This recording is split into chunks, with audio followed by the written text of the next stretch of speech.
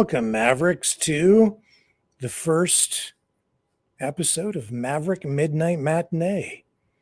We don't have all the graphics and everything to go with this program, but we do have the opener, and I hope you enjoyed that. We're supposed to have a special guest join us tonight, but I think he's having some trouble logging into the studio. But don't despair, even if technical problems keep him away tonight. We do have Dragon waiting in the wings. He's going to join us and provide a little backup. Going to ride shotgun here on the debut episode of Maverick MidKnight Matinee, where tonight we will run the old Max Fleisher Superman cartoons, and in between each of the episodes in the Fleisher Superman series, we'll have a conversation about the impact that those cartoons have had on society, on art, on culture, and we'll look at where Superman has gone, and we'll discuss whether the current state of Superman is a reflection of society today or whether society is having an influence on Superman. So stay with me, and we'll be right back after this. He's a fighter.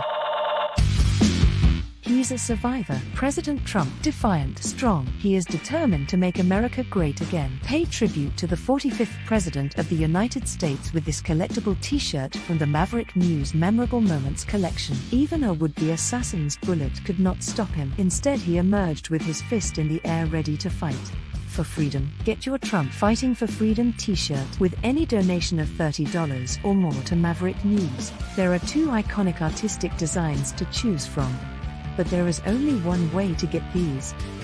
Donate at freedomreporters.com. Support free speech, free media.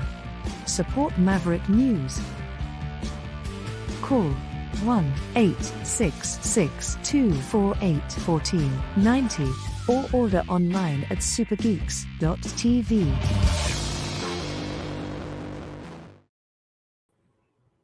Okay, so first things first, let's bring Dragon into the studio. There he is, and he's got what are those 3D glasses, or what are we? Oh, actually, they were the what they gave me for the eclipse. But hey, you know what? That's a good stuff for Cyclops. Remember the good old X-Men guy, Cyclops? Yes. Always needed those red ruby. You know what? I don't need those for tonight. Let's bring the real one. Well, it looks like our guest is in the back room, but I don't see his camera connected yet. So he might be having some camera issues, but at least he's in the studio. There he is. I see him. He's back there somewhere. But he looks like he's frozen up right now, so maybe a bit of an internet issue. A lot of internet issues all over the world today. Dragon, did you take note of that in our newscast tonight? Well, yeah, I did a little bit. But please explain our guests and our people. Sure. Yeah, so Keanawa Davis works at, I think it's called The Vault, which is a comic book store over in the Detroit area, and I'll let him explain what that's all about when he actually joins us on the program. Let's see if he's actually there. I think he's frozen. I think his internet is frozen. Yeah, see, he's just spinning around. He's out there somewhere, but his internet's not connecting. So hopefully hopefully he can rectify that. He's had some real technical challenges getting connected here tonight. So, I mean, maybe worst case scenario, we'll just have to phone him and get him on the phone with us. But I reached out to him. I wanted to bring somebody on who can help us explore this subject matter tonight, which spans not just, it's not just a cartoon or a series of cartoons. This was a pivotal moment in American and even world history. To understand the significance of the Fleisher Superman series, you first have to rewind to the character's origins, created by writer Jerry Siegel and artist Joe Shuster, Superman made his debut in 1938's Action Comics #1, marking the birth of the superhero archetype as we know it today. Superman's creators drew inspiration from the immigrant experience and the socio-political climate of the early 20th century, where themes of justice, power, identity resonated deeply. Enter Fleisher Studios, renowned for their pioneering animation techniques and cinematic storytelling.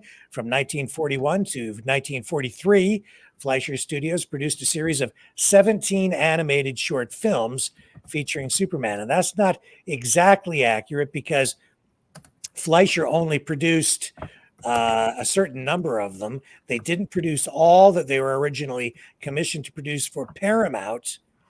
And then Max Fleischer was actually, both of the Fleischers were turfed from the studio. And then it was rebranded as Famous, I believe, Famous Studios. Yep. And then they produced another 9 after that, making a total of 17. And so these were shorts that not only showcased the Man of Steel's incredible abilities, but also introduced groundbreaking animation techniques that influenced the industry for decades. So let's phone up our guest, get him on the phone. Maybe we'll just have to do it by phone if his internet isn't going to work properly. Little side notes for the viewers. Joe Shuster actually was Canadian. Yes, he was a Canadian, yeah. So the inventor of Superman was indeed Canadian. This is Keanoa. Please leave a message after the beep, and I'll get back to you as soon as possible. Well, that's not sounding so good. Hey, it's just Rick connecting with you again. It looks like you had a little internet trouble. You're having some difficulty getting into the studio. If you'd like to do it just over the phone, we can do it as a phone call. You can call me back on this line, or if you want to continue to connect when you do finally get in and make the internet work, we'll have you join us in the studio. So hopefully we'll see and or talk to you soon. All right, so we'll see if that works out. But Dragon, first up, this first Max Fleisher Superman cartoon may actually be the best, not just in the series, but maybe the best Superman cartoon of all time, period.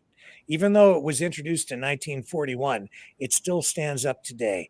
The artwork, truly amazing. Let's get our guest on the line here. Hello, sir. How are you? I'm good. How are you? Well, I'm okay. You're having a little trouble getting into the studio on the internet. I very much am. Well, that's... Did you guys see me because I got to the point where it was showing me like a little image of my face up along. Well, yeah. I couldn't see you all though. Yeah, I could see that you were in the studio, but it froze up. I could tell that it was frozen. So it looks like you're having some internet issues. Okay, but we can, if you want to try again, that's fine. If you can't get in, that's okay too. We can even just talk to you on the phone as we work our way through this, but it would be much better to have you in the studio if you can make the internet work. So I'll let you try again if you would like. I would love to try again. Okay. Well, I'll tell you what, while you do that, we're going to run the first episode in the series of these Max Fleisher cartoons. That will give you some time to work out your technical problems, and we'll start getting into this with the audience. Okay. Sounds good. Excellent. Thank you. You. And that is the joys of live production. Okay. All right. So let's just get right into it. Let's roll this first in the Superman Max Fleischer series. This is like the first one, debuted 1941 in theaters as a short, right? And originally it was just called Superman, but then it became known as the Mad Scientist. Dun, dun, dun, dun, dun, dun.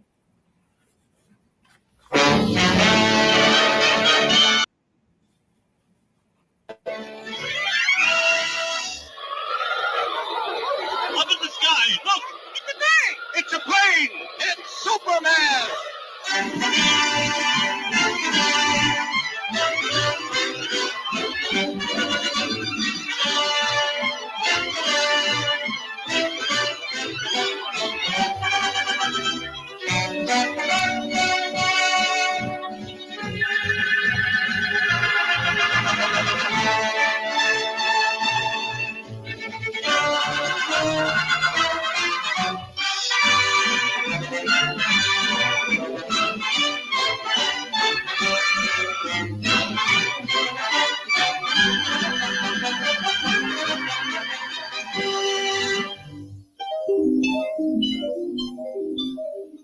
In the endless reaches of the universe, there once existed a planet known as Krypton, a planet that burned like a green star in the distant heavens. There, civilization was far advanced, and it brought forth a race of supermen, whose mental and physical powers were developed to the absolute peak of human perfection. But there came a day when giant quakes threatened to destroy Krypton forever. One of the planet's leading scientists, sensing the approach of doom, placed his infant son in a small rocket ship and sent it hurtling in the direction of the Earth just as Krypton exploded.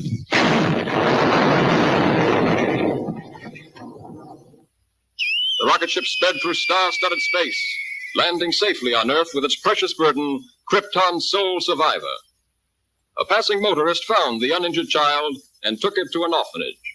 As the years went by and the child grew to maturity, he found himself possessed of amazing physical powers. Faster than a speeding bullet, more powerful than a locomotive, able to leap tall buildings at a single bound. The infant of Krypton is now the man of steel, Superman. To best be in a position to use his amazing powers in a never-ending battle for truth and justice, Superman has assumed the disguise of Clark Kent, mild-mannered reporter for a great metropolitan newspaper.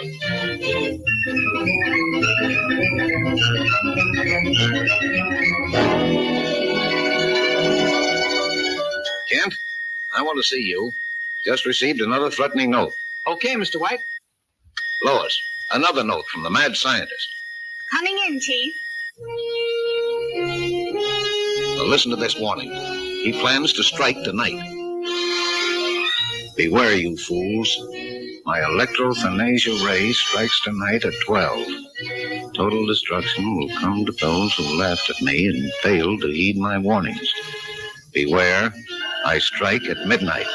This nut may prove dangerous. Kent, you help Lois follow up her lead. She may have an angle on this thing. Yes, sir.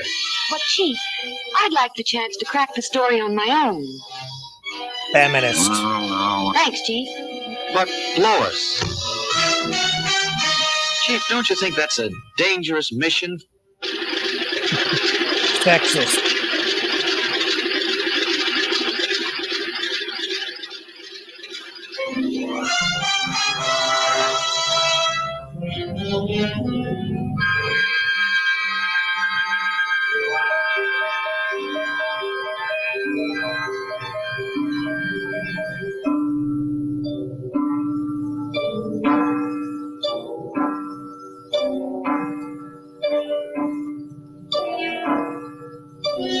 The hour has come.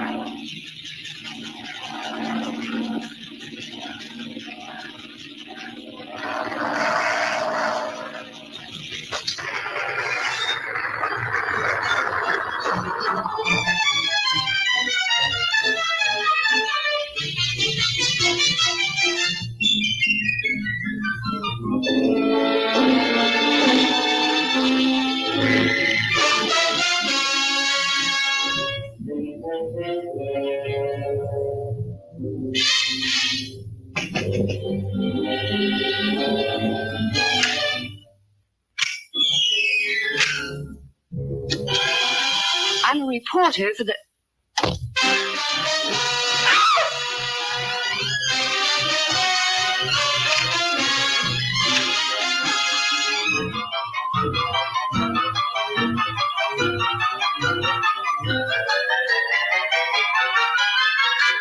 So, you want the story? I'll give you the greatest story of destruction the world has ever known.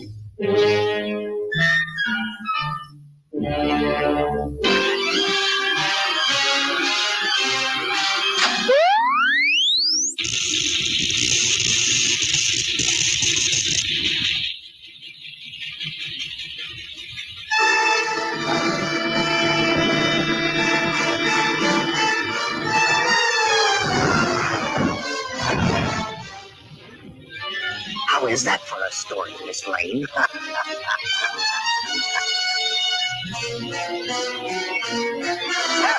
True to his threat, the mad Zionist, whose warnings had held the city in a grip of terror, went on his rampage of destruction on the stroke of midnight.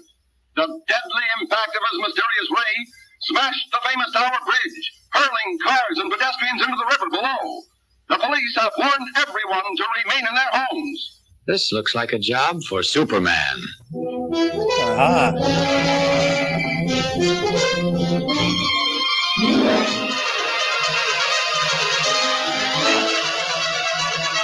Nobody will notice that he's in there doing that.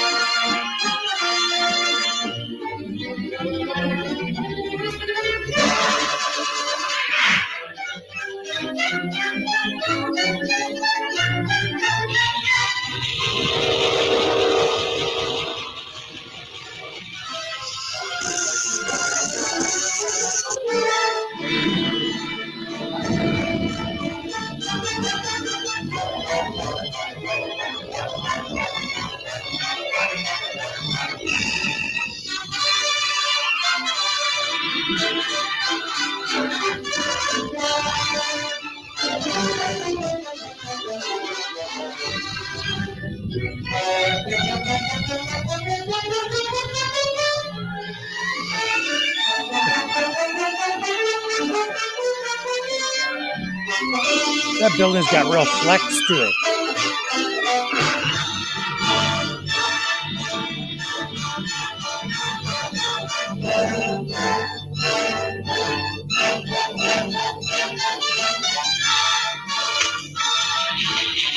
It's Superman!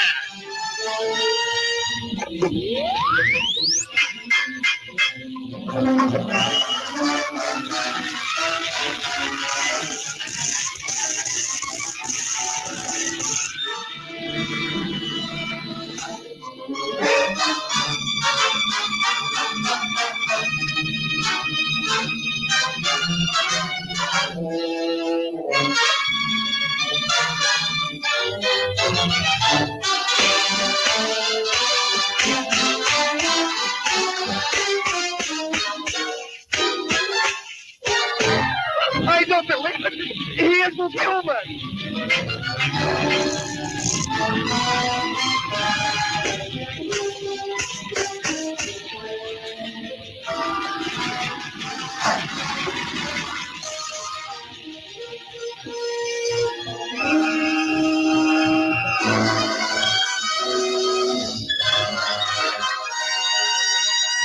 Oh, he's wrong. Uh-oh.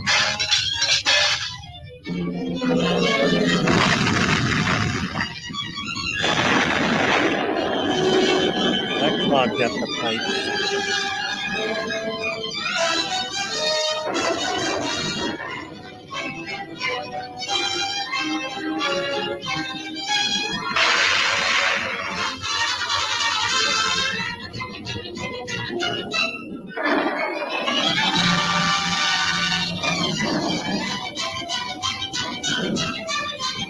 Can I bring you in there, Dragon?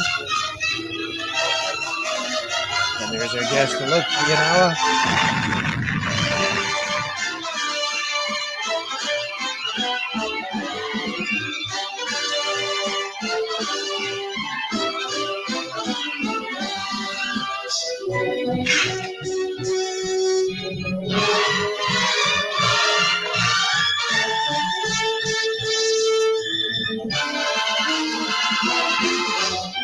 Congratulations, Lois. That was a great scoop.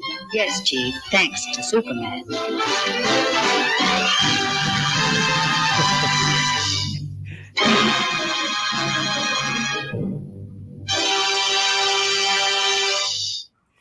Hey, welcome, Kianawa. Hey, how you doing? Doing Excellent. good. How are you? Thank you, sir.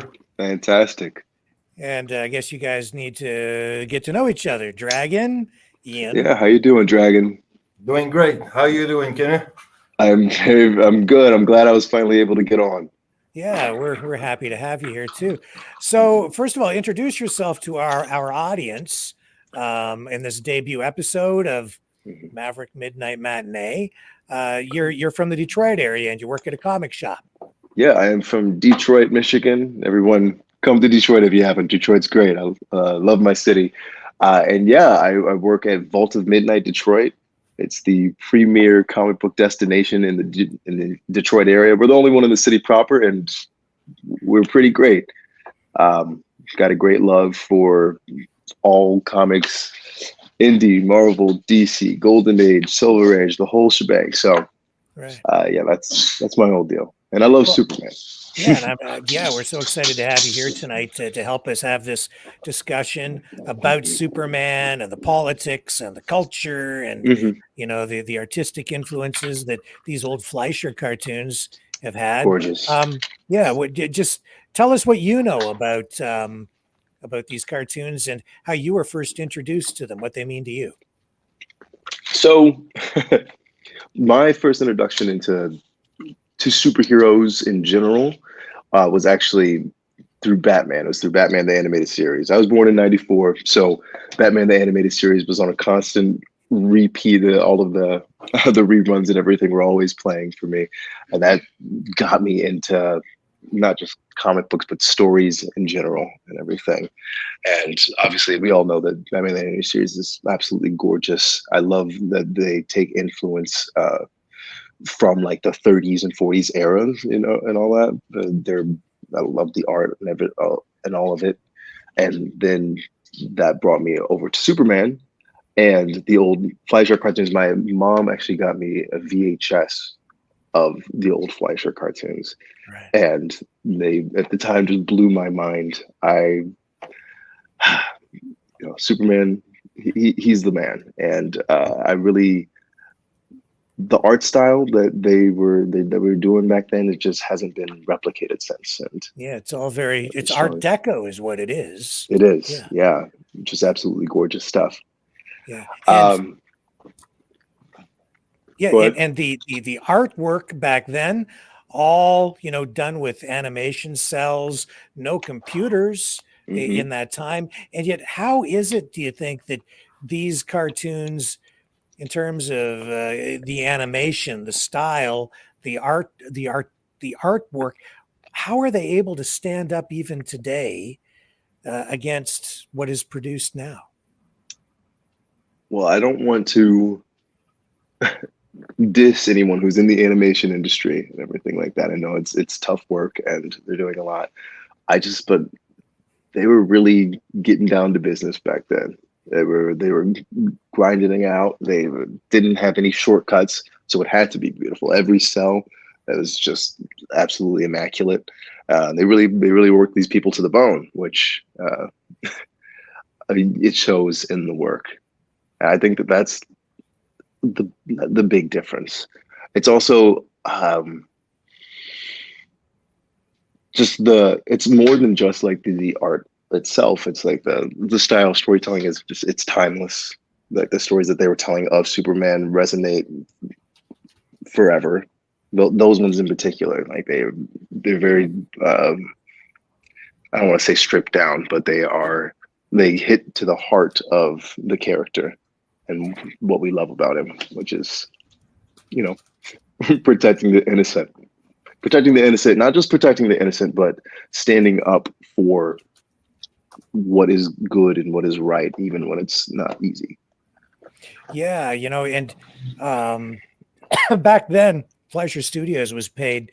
They were paid $50,000 per short to produce those cartoons. I don't know what that would be worth in today's dollars, but that was about double the going rate to produce a cartoon of that length at that time. And as I understand it, the guys running Fleischer Studios, Max in particular, didn't want to do them because he didn't feel he had time. So they asked for $100,000, but then Paramount came back and offered them half that, 50, which was double the going rate. So they ended up paying them. Wow. See, I didn't know that. That's wild. Yeah. So, and I love these things, man. So, Dragon, what about you? When were you first introduced to these old Max Fleischer cartoons? Well, I was probably too young to remember most of it. Actually, I was born in 1980, so that makes me a 43-year-old old man already. But the thing is that I was, since I was a young lad, always been introduced and filled into comic books of all sort, whether it's on TV or even Dark Horse's first comic book back in the 20s, 50s, and so on, like old Bob Moran's cartoonish thing. So yeah, it was. I was involved into cartoons since I was a young pup, and to be quite honest, always been also a bit of an artist myself, because drawing always been one part of my life as a tool to get away from the madness of the world I was brought in. So Keanu, what do you? I'm interested in how you view these, through your personal lens, what your worldview is on these. When you're watching them, are you seeing sexism? Are you seeing, a difference in the way social issues are handled in these cartoons at that time? Are there things that really stick out to you because of maybe when you were born, or even from your perspective? So sorry, I got a dog over here. That's okay. It's an interesting question. There's definitely a difference with how these things are portrayed in modern comics and cartoons and movies and videos and all that kind of stuff, but all of the same ideas are there. I think a lot of it is not pared down. All of the ideas are there, but some of the the prejudices of the time are also there. Like there's definitely sexism as far as the portrayal of women and female characters go. There's definitely Orientalism. Geez, I always say that incorrect. With how they portray villains and crooks and all that kind of stuff. But the heart of the character is still there, and he's growing along with us as well. I was going to say as a nation. I know that you folks are actually technically out in Canada and everything, but they grew with us in the cultural osmosis and the zeitgeist and everything. And I think Superman has always been a character who has, he was created for the purpose of providing hope in the idea that we can be better. So even when they fail to get it right 100% all the time, it still is inspiring all of us to do better. And that's what I have to say on that. Yeah, the thing that strikes me, particularly in that first episode, is the way they portray Lois Lane. She's an intrepid reporter. She's a strong woman. She goes to the chief, right? The editor of the Daily Planet. And she says, I don't remember the exact words, but she's like, I want to cover this. I say it myself. Yeah. Yes, I want to do it on no my questions own. asked. I'm doing it. And she doesn't even give him a chance to answer, and she's out the door, right? So I mean, even when I was a kid, that struck me as a strong woman. And so in 1941, when we were supposed to have elevated levels of sexism, they were still portraying this very independent, strong-willed female character in a prominent role, and portraying her in a job that we were told all the time even as I was growing up in the 70s and 80s, that it was a man's world. Women, were in it. That was a man's industry. But there she was doing that. It always struck me as like, I don't know if maybe things weren't quite the way that they're being portrayed through media. Maybe they weren't quite as bad as they were. But then on the flip side of that, she was always getting into trouble, and she always needed I was going to say Superman that. come and rescue her, right? I think that's the thing. And folks I've talked to, and how it's the juxtaposition between, yes, she is a very strong and independent until the story decides that she's not. Like she, even if a woman achieves these great things and is so strong and all that, she still needs this man to come and save her at the end of the day. I think that's where it gets a little higgledy-piggledy, if you will. Well, it was the strong feminist and the feminism of the time that was actually wanting to have Lois Lane as probably a strong woman, to show that as a sort of inclusion, probably in that culture of the time, they wanted to inculcate the woman as a strong character and say, look, girls, we're not putting you aside because you're trying. The feminism at the time was a big movement, and as you know, this was still a fight for the women to have a strong part of the society and not being, say, cast aside because of the way that the DNA has made them as a woman. So I think that is kind of the same thing that we see today with other movement. Well, let's get into the next episode here, number 2, which is the Mechanical Monsters. One of my favorites.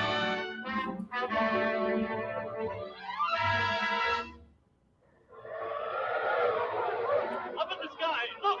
It's a bird! It's a plane! It's Superman! And this is still got to be the greatest opener for any cartoon ever. And it's so tightly written, It's pretty great. I'll give you that. I still, I'm a sucker for Batman the Animated Series opening, so it's tough competition. Maybe I'm just old. People like the things that they grew up with, right? No, Not that exactly. I was alive in 1941. Not right. Batman Beyond was one of my favorite cartoons. Which was that? I'm sorry. Batman Beyond. Oh yeah, and that also had a great opening. Fantastic. Able to leap tall buildings at a single bound. This amazing stranger from the planet Krypton. Let's see, he didn't actually fly originally. He could only leap. Superman. Yeah. Powered with X-ray vision, possessing They changed that later. strength, Superman fights a never. I think that they actually changed that in one of the radio serials, right? As a mild-mannered newspaper reporter, I don't know. Clark Kent. The radio series are really interesting. Yeah. Yeah, it's very cool stuff to look into. I think he started to fly around 45, if my memory is correct. Very cool.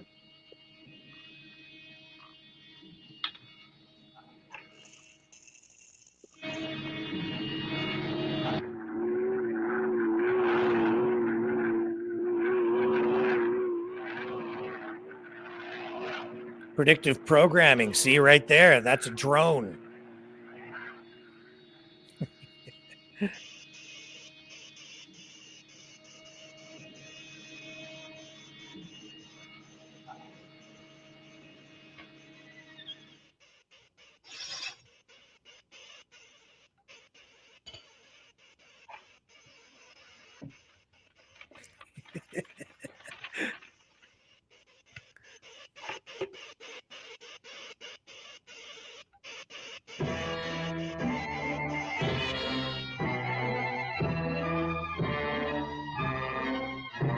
That must be one of Bill Gates' plans. Elon Musk. Oh, jeez. Real life Lex Luthor.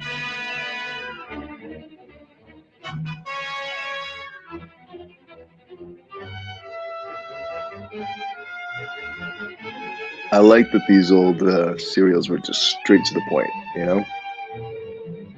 We open up, we see the drone, we see the robots, we see that they're going to do a jewel heist. And they're telling the story without a lot of narration, like very little dialogue. This is visual storytelling. It wasn't like a Columbo type of episode where you had 1 hour to guess who was the killer.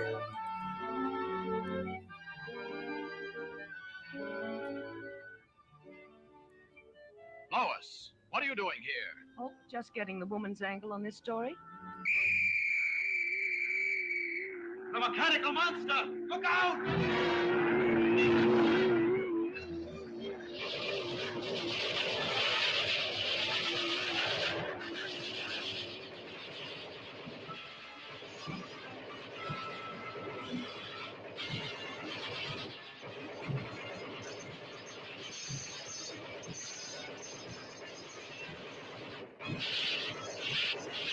At a certain point, you'd think that they would stop shooting at it.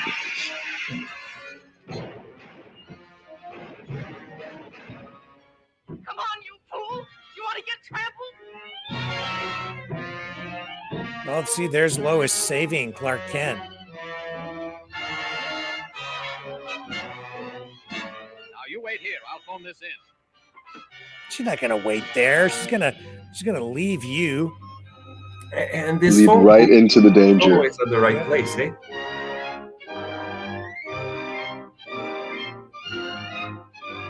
What? It's like, what are you doing? I'm gonna jump in. I'll give you the details later, Chief. All right, Lois. Lois!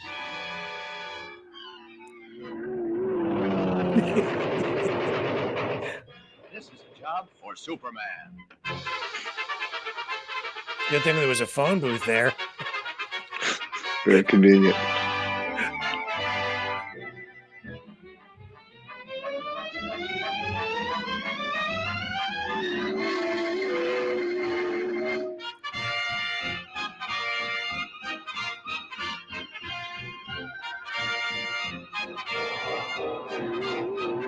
Very interesting how they animate the X-ray vision in this.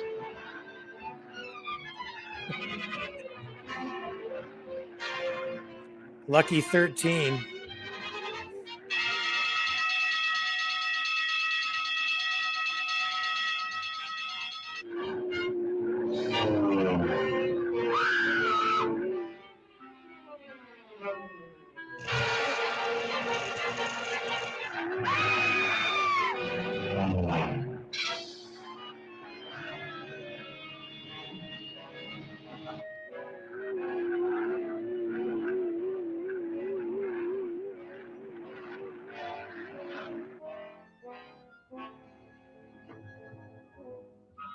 What a story this is going to make.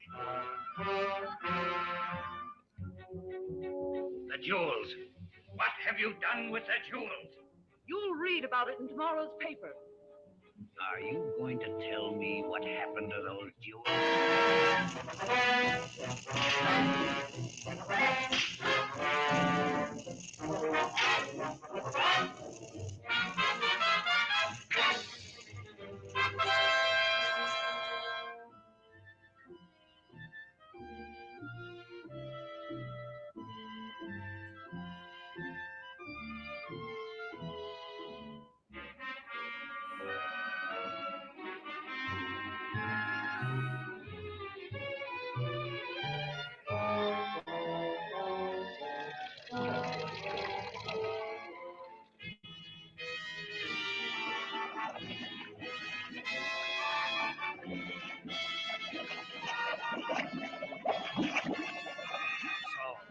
Won't tell me.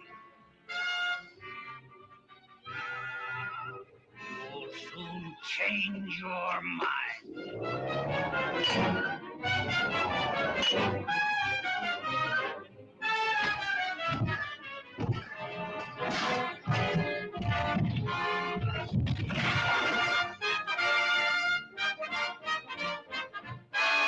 Superman.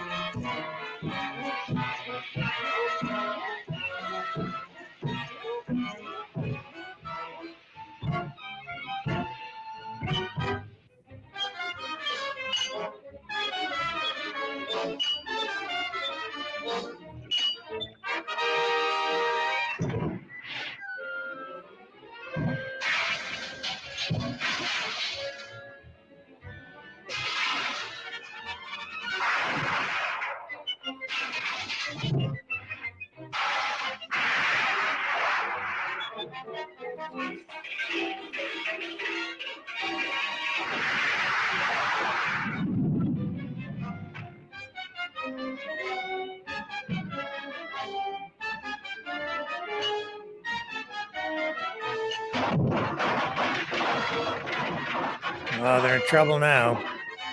Take one more step and she's doomed.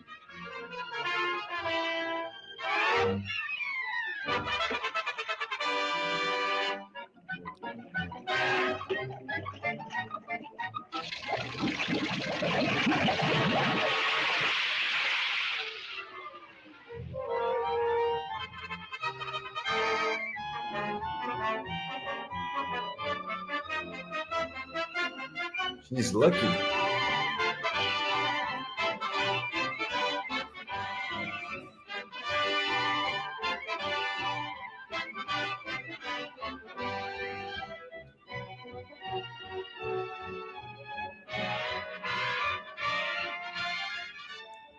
That's a wonderful story, Lois. Thanks, Clark, but I owe it all to Superman.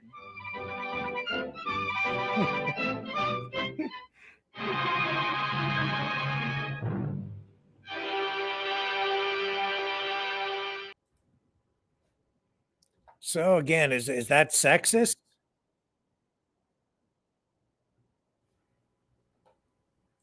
What's your opinion, Well, Dragon? Wasn't sexist, but she sure showed a lot of strength there till the moment she get trapped into that robot number 13, which I don't know if there's, I mean, it's number 13. Is there any symbolism behind this number?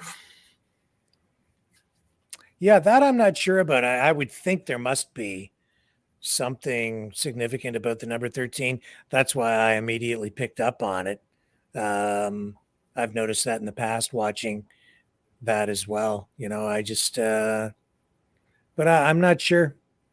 I've never seen any, you know, anything I've ever read about these cartoons. I've never seen any specific reference to that. No, me neither.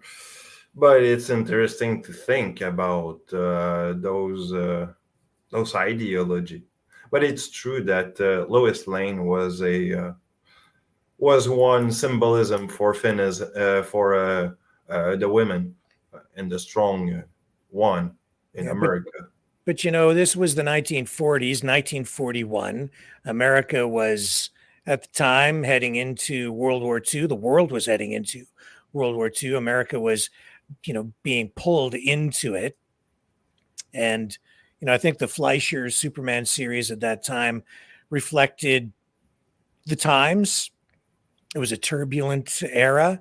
Superman became a symbol of American strength and resilience, fighting against enemies, both foreign and domestic. These cartoons featured themes of patriotism, justice, the triumph of good over evil, all of this aligning with the wartime propaganda effort at the time, especially when they shifted from Fleischer Studios to Famous Studios. At that time, then these cartoons, the second portion, the last 9 of them, really embraced, or I guess addressed, the effort, the wartime effort to produce really propaganda films. But this is now the third in the series. Just before you go with that third episode, I just want to make a little statement here. Before the Second World War, okay, the comic industry, and mostly DC and Superman at the time, was as such a symbolism for the American dream, if you will, that it did help for after the economic crash of 1929.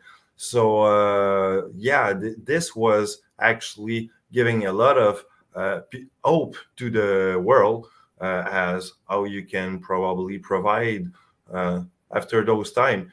and this is why you had this also being a pretty strong symbolism still while and after World War II.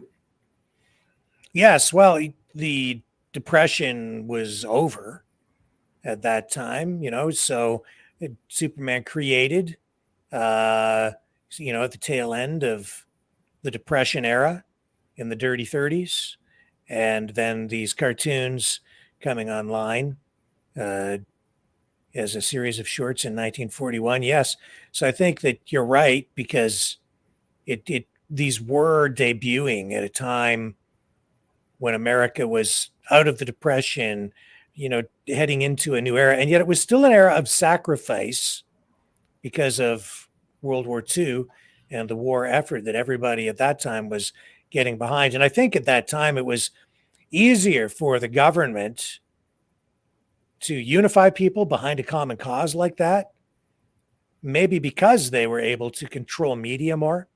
Yeah, but I think that in the 30s, what happened is that after the Depression, or while the Depression was still ongoing at that time, comic book was a way for the American economic to grow back from that depression. And this is one way that the American economic growth expand beyond that that economic crash that they have experienced. Yeah. So. Okay, let's move on to $1 Billion Limited, 1942. Up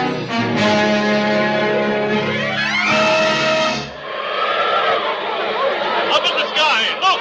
It's a bird! It's a plane! It's Superman! And I love the music. Do you like that song? You like the music? You like it? Reminds me some old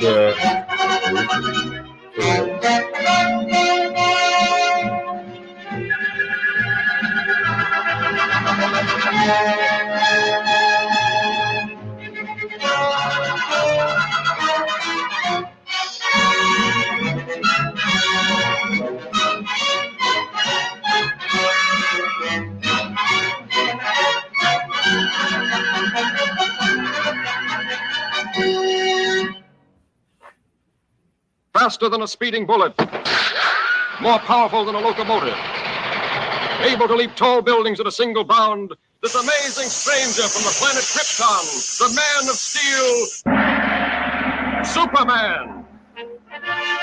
Possessing remarkable physical strength, Superman fights a never-ending battle for truth and justice, disguised as a mild-mannered newspaper reporter, Clark Kent.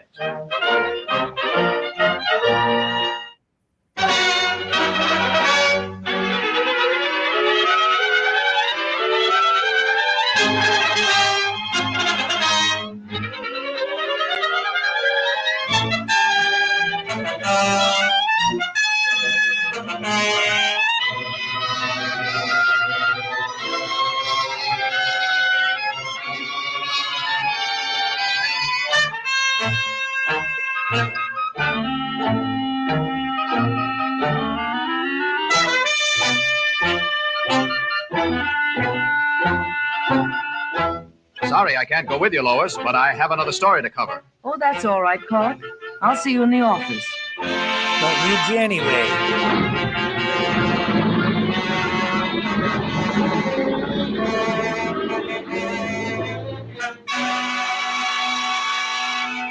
She said, "Hold my beer. I'm coming."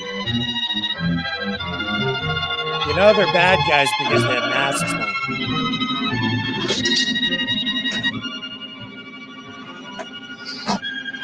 The color, the technology of the car make me think of the Phantom.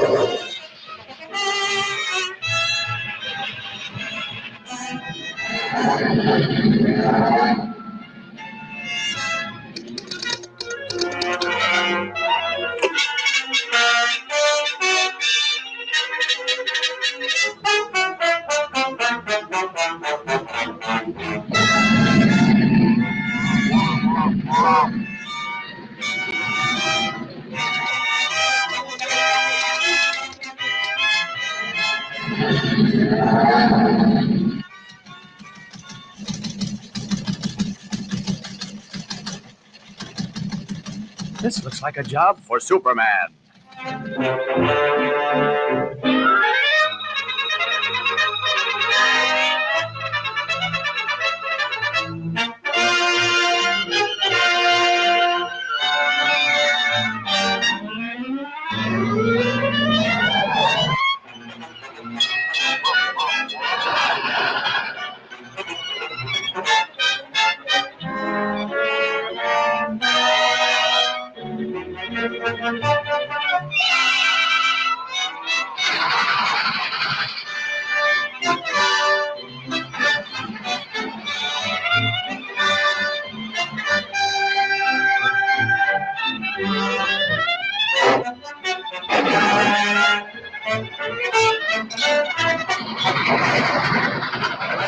Superman.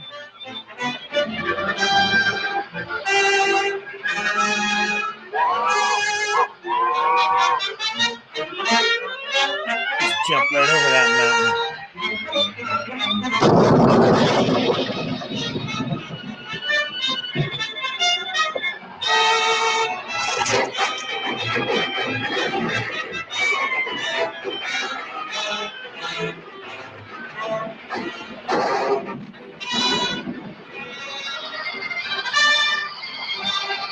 You saved the day. Yep, and put it right back on the track perfectly. Keeps on rolling. You like the style of the cars from back then, Dragon?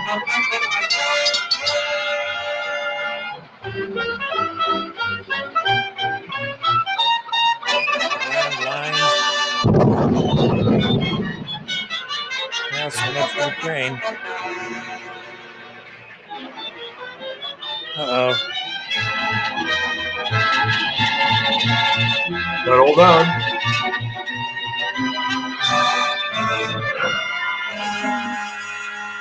Almost hurt his bag while doing this.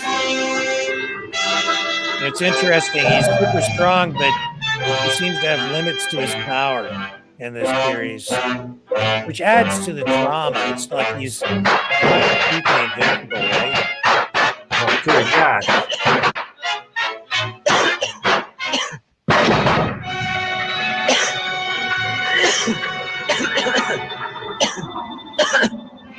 This is why later he had that super breath.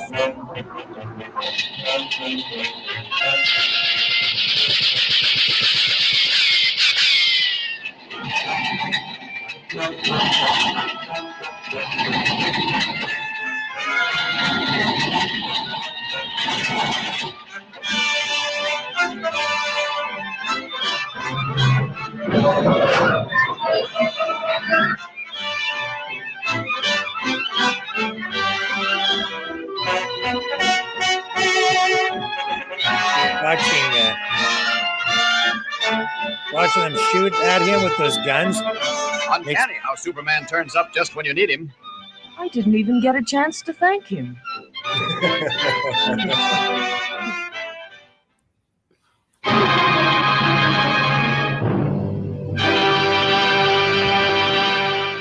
It's funny, watching them shoot at him with those machine guns. It reminds me of the 1950s Superman serials with George Reeves, where they'd shoot at him with like a pistol and it wouldn't hurt him. So then the bad guy would just take the pistol and just throw it at him, like that was going to do any good. But then he'd duck, right? He's not afraid of the bullet, but when he throws the gun, he ducks. Funny. I remember, yeah. Little fact that I've uncovered while we were listening to this one. Did you know that the Lois Lane, the way she was portrayed in the cartoon, was so beautifully portrayed, but actually inspired by the lady of the artist. She was actually how you call that, a role model. I don't remember the name, but she was a role model, and this is why she was inspired to be so beautiful and strong. Also, Didn't know that. mm-hmm. Yeah. Well, we'll know every day. Well, what else do we have? You're into comic books, right? That's why you when we spoke on the phone, you're like, I have to come on and join you tonight. Well, I'm a comic book collectioner avid. I used to have a lot of comic book at home, mostly Marvels, but I do know a little bit about my detective comics, or as people knows, DC. So yeah. Yeah. So these Superman cartoons from Fleisher Studios, they had a real impact on society, but the series extended really beyond entertainment because this character provided a moral compass at the time, a dedication to truth and justice. And I think that back then that resonated with the public. It offered a beacon of hope during a time of war, not unlike what we're going through right now. Well, both artists were Jewish, so in a way, I think they were kind of raising themselves against racism of their time. Well, certainly at that time, the studios attracted Hollywood was created really by Jewish people, and they were all in on producing material to support the war effort, and that's reflected, as I say, really in the later episodes in this series. Let's continue now. This is The Arctic Giant, also 1942. Up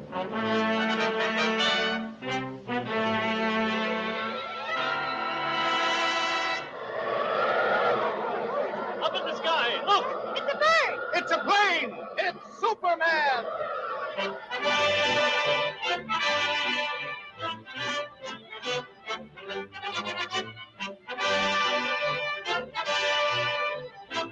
In Technicolor, new technology.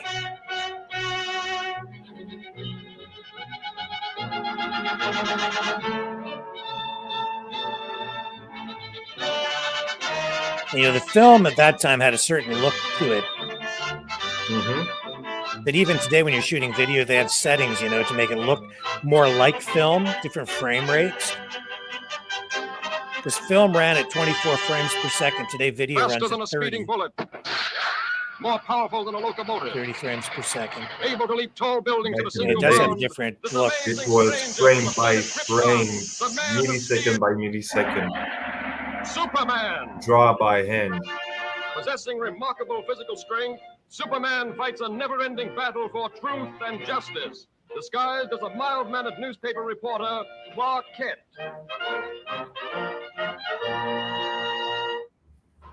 Penetrating deep into the frozen wastes of the great Arctic plains, an archaeological expedition searching for prehistoric fossils makes an amazing discovery. A huge monster, as lifelike in appearance as when it roamed the earth millions of years ago in the Mesozoic age, is found frozen in the ice in a state of perfect preservation. Constantly handicapped by the hazardous sub-zero elements, the scientists and their band of tireless workers succeed in removing the mammoth creature from the frozen pit. The ice-encased monster is loaded into the hold of a huge freighter equipped with a special refrigeration plant and brought to this country. Here, in a specially constructed wing of the Museum of Natural Science, this awe-inspiring creature is displayed to the public for the first time.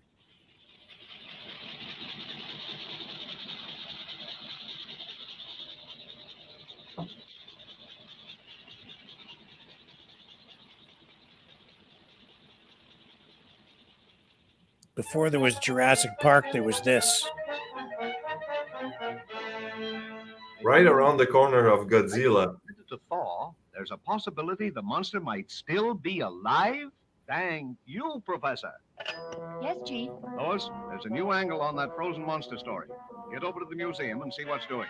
They've got him in a special refrigerator. Okay, Chief.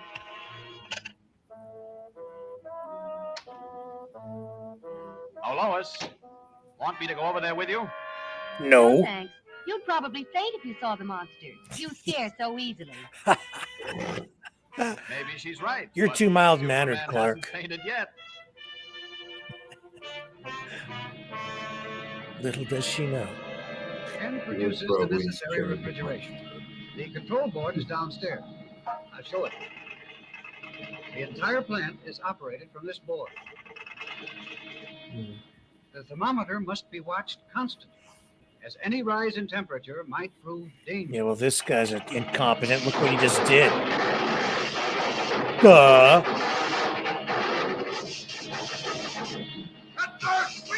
All it takes is the presence of a pretty girl, and Boy, what a story. yes. The guy just couldn't pay attention. She got so distracted looking at Lois that he destroyed the machine.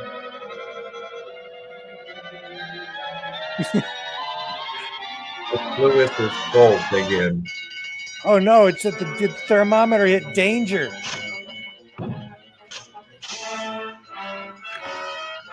Outside, everybody. Step lively, please. Use the nearest exit. If it was still alive, wouldn't it be kind of cruel to keep it frozen? That's animal cruelty, right? Where's PETA? Police headquarters. At this rate, I would call Moltra. Send the riot squad. We're in trouble. If I'd been frozen all those years, I'd be pretty upset too. I'd be hungry. I'd want to eat a lot of people. Lunch. Lunchtime. Planet, give me the city desk. Hurry.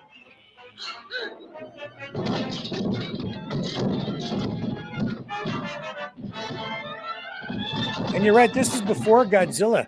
Godzilla was a creation after World War II and was a metaphor for America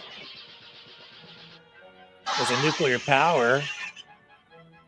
Godzilla created by Japanese studio. But this is before all of that. Mm-hmm. So, is there an inspiration from, Japan? Attention, all cars. Proceed Take to that the monster. at once. It's run amok. Lois is in the museum. Better get over there, Ken. Right. This looks like a job for Superman.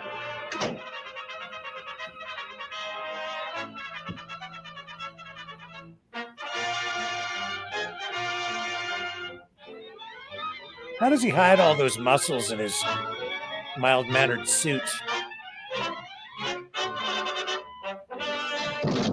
It's latex.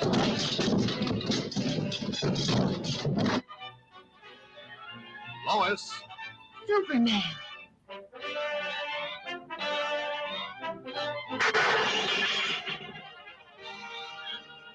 Screw the rest of the survivors. Just get her. Some work to do. Yes. Yeah, he saves her and leaves the Best rest. story in years. No chance. I'm gonna go get in trouble again. I like it when he saves me. Let's face it, she does it on purpose just so he'll come and save her. Uh-oh, so much for that dam. Well, for him, it's just a wading pool.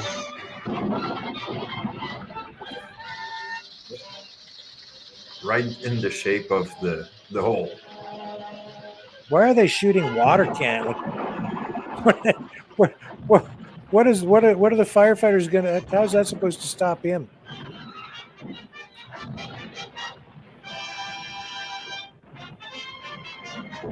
Is that Golden Gate?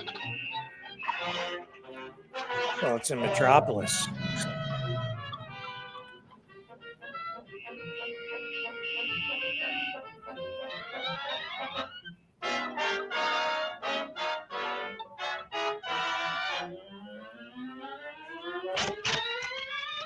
Whoa, that's a pretty nifty trick. Oops. Oh, dessert. Jeez. Lois. Get out of there, you crazy girl. Now this time, stay put. That's right. Lord, and thanks.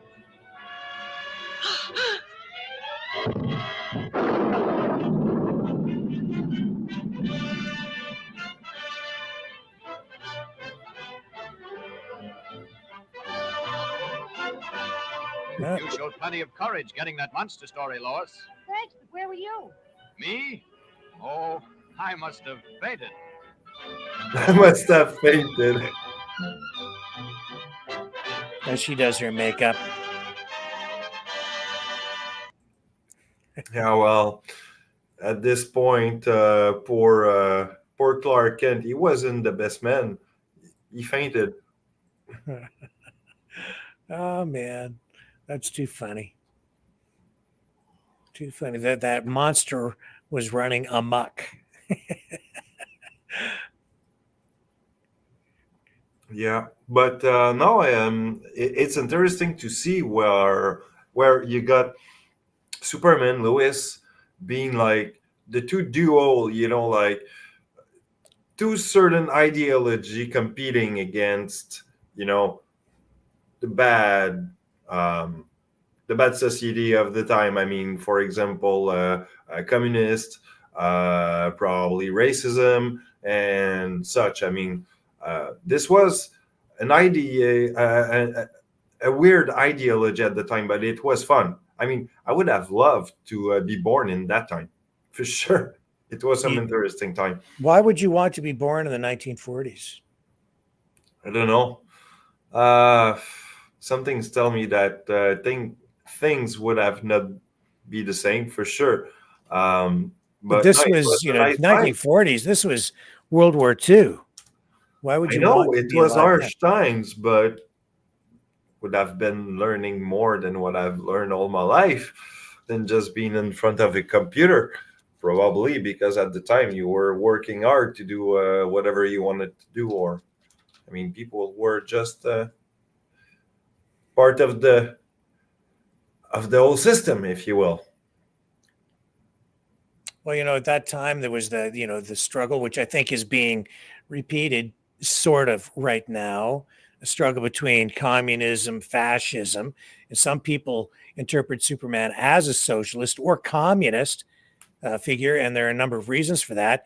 The interpretations are not universally accepted. I personally don't view Superman as a socialist or communist, but opinions do vary, and perspectives on this, are vary from person to person. But Superman was created, as we mentioned earlier, by Jerry Siegel and Joe Shuster in the 1930s, during a time of economic despair, really, for America.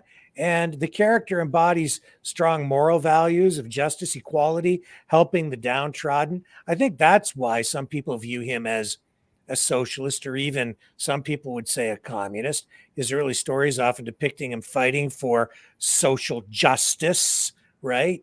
And long before we had social justice warriors, he was defending the oppressed, standing up against corrupt businessmen and politicians.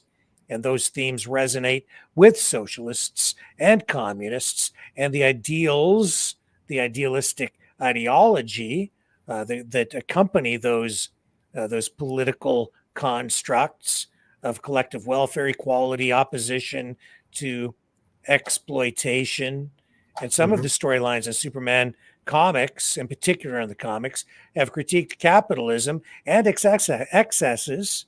For instance, Superman stories sometimes portray wealthy industrialists or corrupt businessmen as villains. They highlight issues of social inequality and the abuse of power. And these critiques align with socialist critiques of capitalism. What do you think? Oh, also, you know what? If you want to talk about immigration, Superman is portrayed by some people as not so much necessarily even an American. He's portrayed as an immigrant, which some people would say, unless you're, indigenous or native or Indian, then you're an immigrant anyway. So Superman is portrayed as an immigrant or an outsider coming from Krypton who adopts Earth as his home and works to protect its people. So the narrative can be seen in that way as a metaphor for socialist internationalism or the communist ideal of solidarity across national boundaries, globalism, even. What do you think? How do you feel about it?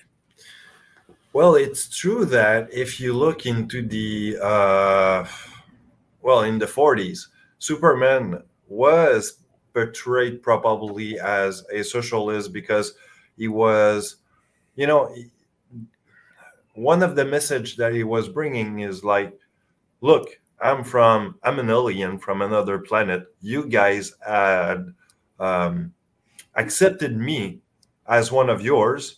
So why don't you accept the other guys from another country as yours also? Because he could probably be a good citizen, do good for your country, and so on.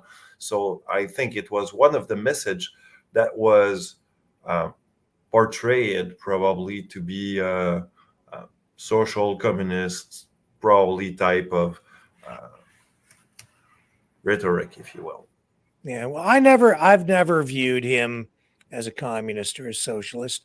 I guess in some comics maybe that I wasn't exposed to, maybe it was more pronounced there, those kinds of themes. But to me, a comic book character can really be anything you want it to be to a degree, right?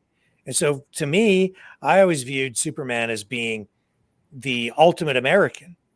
And to me, America was always about freedom and free markets, even though there's never really been a totally free market economy anywhere in the world, not even in America, but as close as any country has ever come. So to me, Superman embodied freedom. He represented truth, justice, and the American way. And America was all about capitalism and capitalistic markets. And to me, capitalism is about more than just the exploitation of capital or the exploitation even of labor through the leveraging of capital.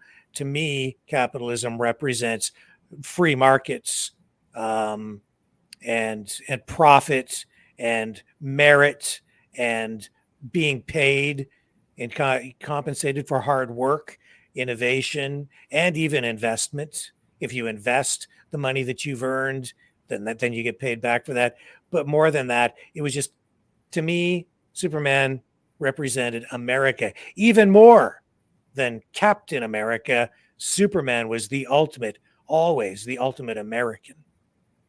Well, there's also the fact that later in the history of Superman, if you progress down in the 90s and so on, you have storyboards where even in the comic, you got Superman who's being asked by the president, if you will, to do act for the nation, which sometime he will do in certain canons.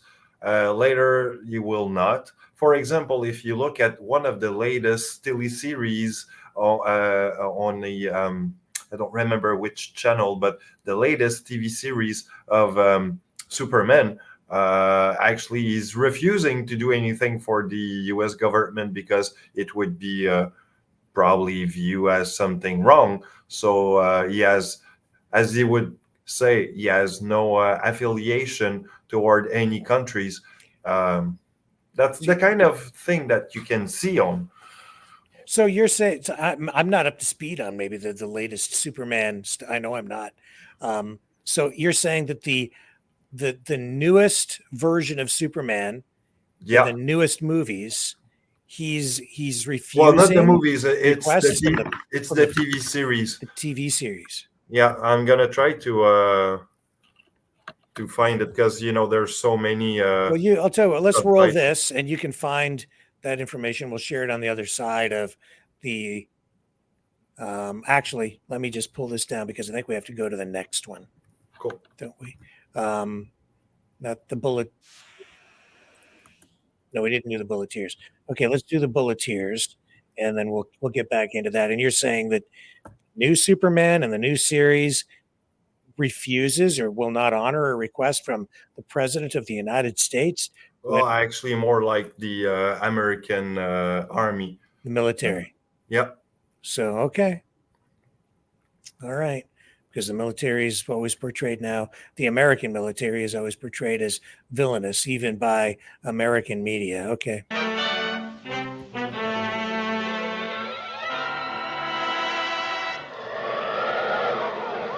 in the sky, look! It's a bird! It's a plane! It's Superman!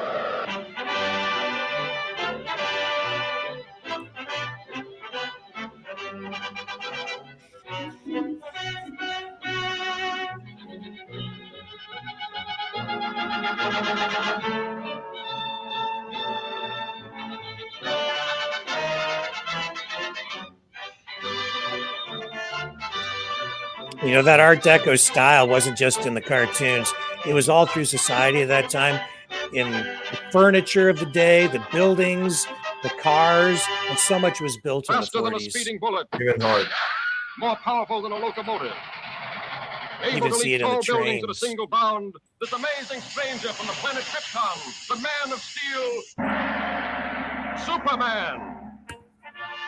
Possessing remarkable physical strength, Superman fights a never-ending battle for truth and justice, disguised as a mild-mannered newspaper reporter, Clark Kent. We've lost our special guest, I guess.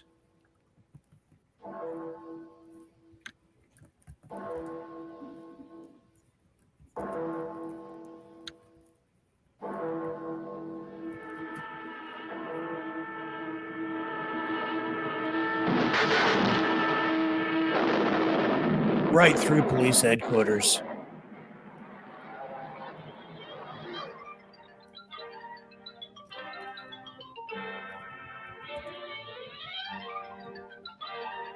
Bullet car destroys police headquarters.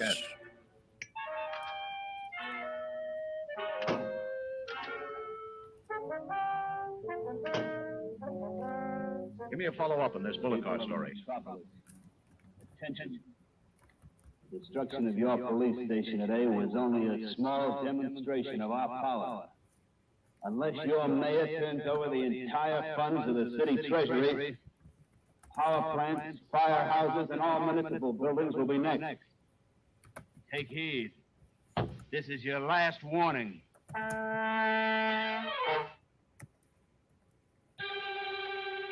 They have a pretty cool lair there, Dragon, but I don't think it compares to yours. What are the authorities going to do about this, Mr. Mayor?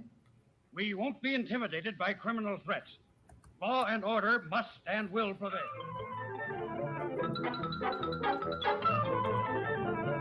If it was a Democrat-run city, they'd say it's the summer of love. Right.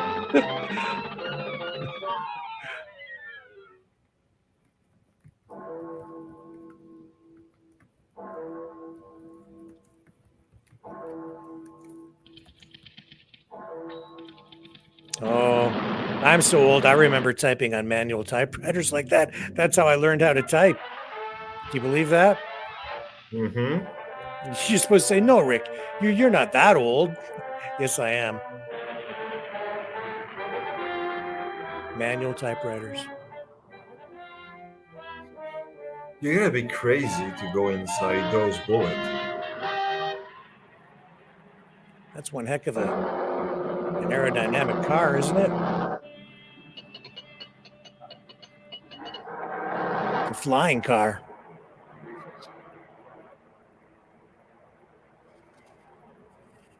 The bullet's his!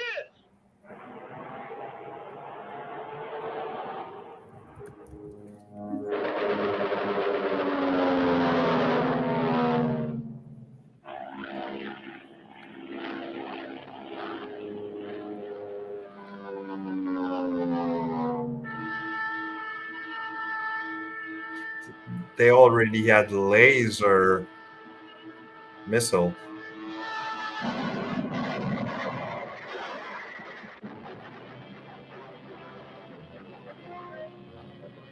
Uh-oh.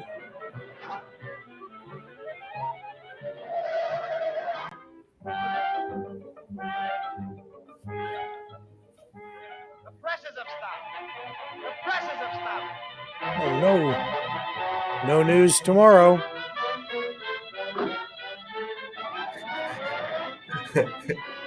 Too slow. This looks like a job for Superman. Oh, it's a good thing there's a phone booth there. Again, always a phone booth at the right moment. Do I detect a bit of a formula here in the storytelling? This is at this point where Superman was probably making was sponsored by Kellogg, I think. He was sponsored by Kellogg's? Yeah. No, it was a little bit after when they were making the TV series or the mini movies. But it was. So not during the 1940s. He was A little had bit some after, sort of if my memory is correct. Yeah. some deal with Superman later.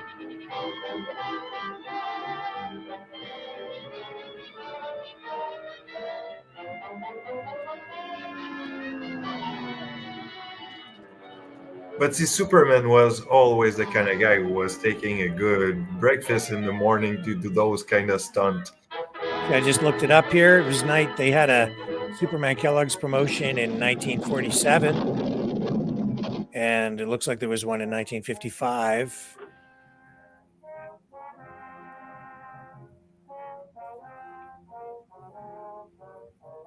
It wasn't far away. Oh, see, that was because of the TV series. I'll roll the commercial that I just found when we wrap up with this.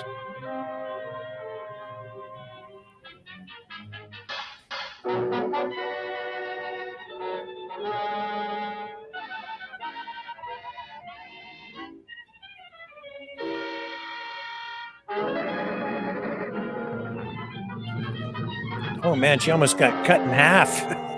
It's just, if that thing had closed on her, she would have been legless.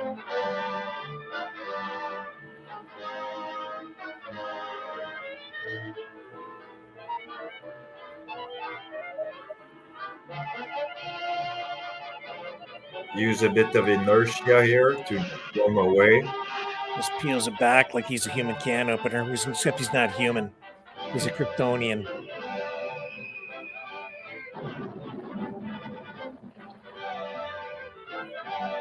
Superman destroys the bullet car.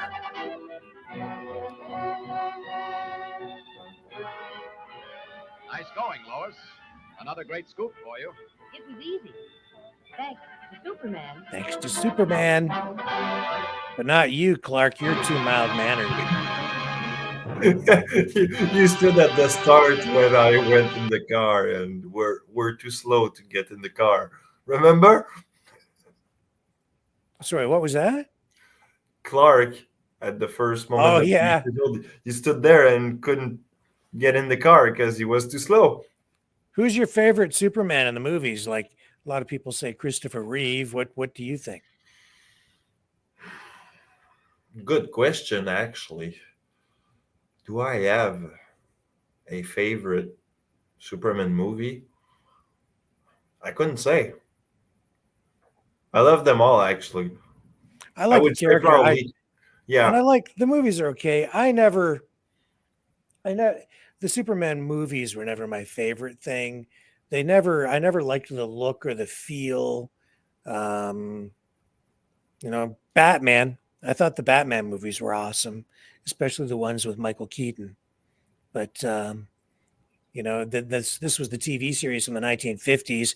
George Reeves, I think this is George Reeves, who portrayed Superman in the 1950s, and this is the Kellogg's TV commercial. Let's take a look at this since you mentioned it. We'll just take a gander. The Adventures of Superman, now free in special boxes of Kellogg's Sugar Smacks. Sugar Smacks. Yes, kids, there's a free, exciting 32-page comic book about Superman's adventures in each special Sugar Smacks box. Let's take a look over this boy's shoulder. Duel in space. Wow, I'll bet Wow. that's exciting. Look, here's part of the story. Those machines coming at me from all directions. What are they supposed to do? Great Scott, they do everything. Blinding rays, Great vibration Scott. shock waves, paralyzing gases, and other deadly forces. Uh-huh. Yes, looks like Superman's in trouble. Find out how Superman escapes. Get your free comic book Duel in Space today, or the Superman Time Capsule, or the Super Show of Metropolis. All three are thrilling new adventures of Superman. There's one free in each special box of Kellogg's Sugar Smacks. Get one today. Have you ever had Sugar Smacks? No, those are not from my time, I believe. Yeah, I remember the commercials, but I've never had Sugar Smacks. Like, just even the name, it's like it's not even the first just the first ingredient in the breakfast cereal. It's the first word in the name. It's Sugar Smacks. I don't even know what a smack is. But you probably get a heck of a smack. You get a big sugar rush out of it, that's for sure. It'll smack you upside the head.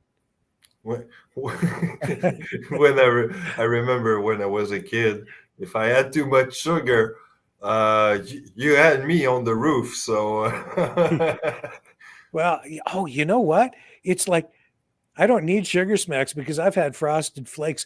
I'll tell you, they're putting something in those Frosted Flakes to give them snackability. That's the word they use. They are addictive.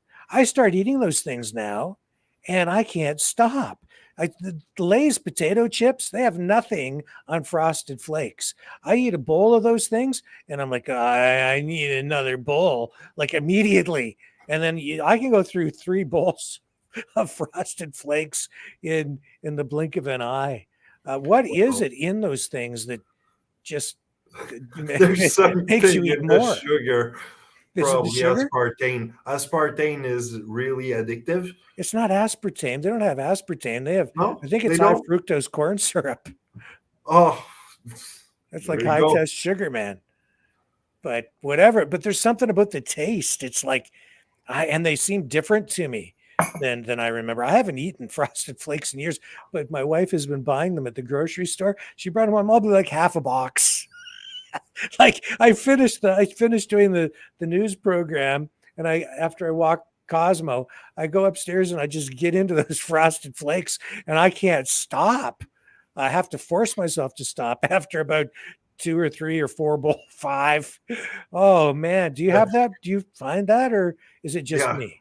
I do. And actually, there's something I think, I don't know. Do you take your cereal with milk? Oh, of course I course. do. Yeah, but you Okay. could eat these things without milk, no I mean, problem. there's something probably with us aging in a way that when we have milk around, it's a crave because I might not be into the cereal these days. I'm more into ice cream, and I Ice dig cream. into ice cream like no tomorrow. I will tell you that. Well, your figure doesn't show it. You're still very, very lean and mean. But let's watch the magnetic telescope, 1942.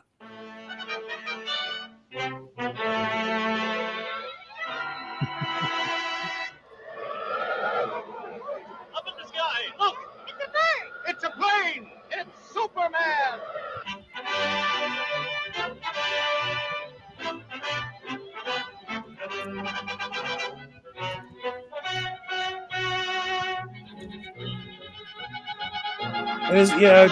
People I think of these as like for kids, but they're for all ages.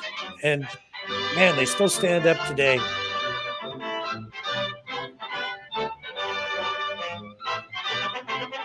And I love the music too. Well, it's like we say, huh? I mean, it's Faster than a intemporal. speeding bullet. More powerful than a locomotive. Able to leap tall buildings at a single bound. This amazing stranger from Johnny in the other Tom, chat is the saying Man that of Steel, this is like Superman. the same music that they use in Star Wars. Possessing It remarkable is physical sort of strength, similar when you Superman really fights a never-ending battle for truth and justice, disguised as a mild-mannered newspaper reporter, Clark Kent.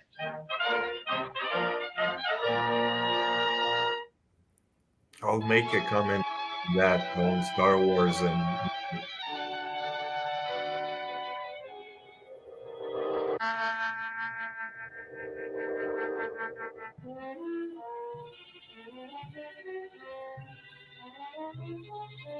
Boy, those are the days when you had giant film cameras like that for news crews. I'm so old too, man. I remember What do you stuff think like of the that. professor's show now? I still think it's pretty dangerous business. Hope nothing goes wrong. Oh, everything's going to go wrong. You can count on it.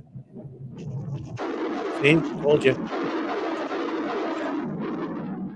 Just a giant magnet just got down a huge, I don't know, what is it? A giant cosmos supernova ball?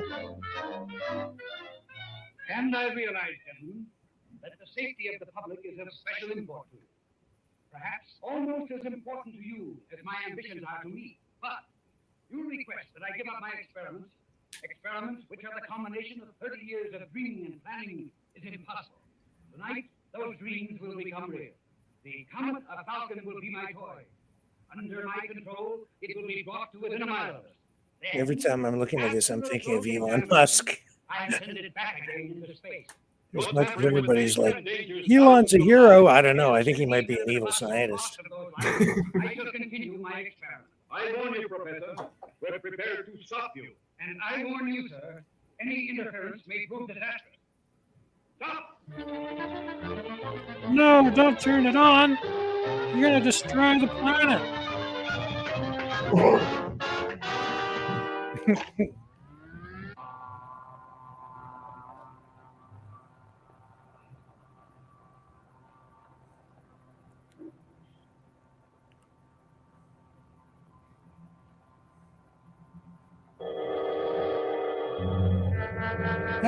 How does a mad scientist get to build something like that unchecked? Like, the city could shut him down, would say, you don't have a permit to build that.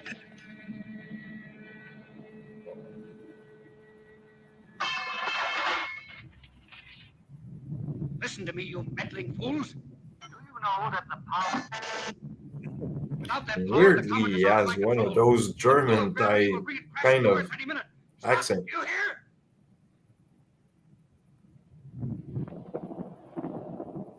I don't know, do the cops have a right to do that to the guy's property? Although he is like down a giant nuclear cosmos ball to destroy Earth. Let me out! Let me out! I really screwed up. I'm sorry. Got it now, pal. Yeah, I think Bill Gates. Definitely Bill Gates.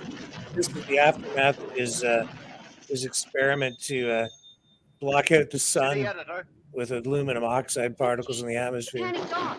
Things gone haywire. Probably to get the sun closer to create some future, how you call that, weather problems. Yeah, this is again predictive programming. Right? And then we got, climate change. We don't need higher taxes to combat climate change. We need Superman. Superman. Watch out for those plasma balls. All right. Yes, for the moment, She just tucked back her hair. She's always getting into trouble. Whoa. That's gotta hurt. Beautiful art, though. That's the indirect. Demo derby. Oh, just took that train and a bridge. Get up, Superman! Save us! Save the planet!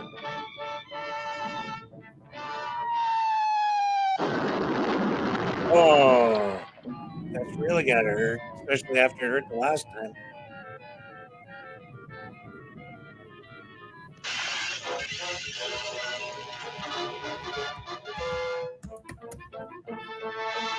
Actually, Fat Loba, she's just a tough cookie.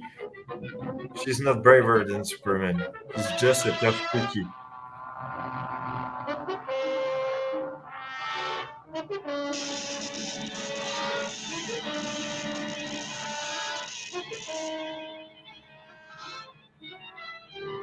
Miss Lane, the control.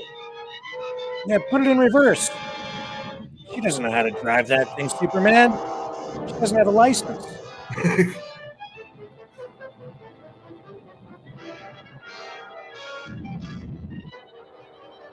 Reverse the polarity of the force field.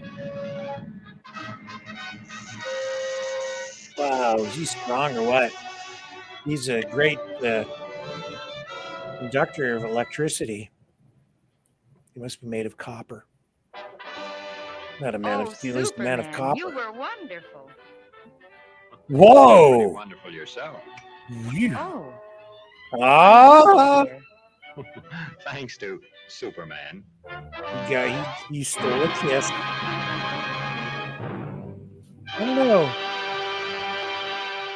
Would that constitute sexual assault in today's world? The question is, though, which way? She, I think, kissed him, not the other way around. She leaned first. I think so. I think so. I'm just asking. But not for a friend. I really do want to know for myself. Oh, man. Yeah, about Star Wars. You know, one of the major scene of, Star Wars when Han Solo is in the bar, right, with his friend the Wookiee, and there's that band in the background playing some music. That song actually,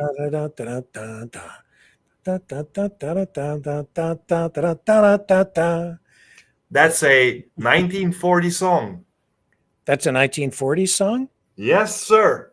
It is a 1940 song that they have took the song back, if you will, but with some sort of it's done in a 1940s style, right? Yeah, well, 1940s or 19. That's like flapper music. That's more like 20s. Charleston. It's a Charleston song. Yeah, that's the 1920s. Different era. You're 20 years too late. Yeah, okay. Too early. But it was a old Charleston song actually that was Can you rewritten, if you will, with some instrument kind of made out of nothing. That that is. I hadn't really thought of it, but that's exactly right. You are right. That is like the Charleston from the 1920s. Let's take a look. Do you guys in the chat know what I'm talking about? Do you know what we're talking about here? The Charleston? Let me see if I can find a little Charleston. I don't want to get a copyright strike on this stuff. I don't want to get a copyright strike, but let's see what we've got here. The Charleston. Do you know how to do it, Dragon? Can you do the Charleston with your hands on your knees?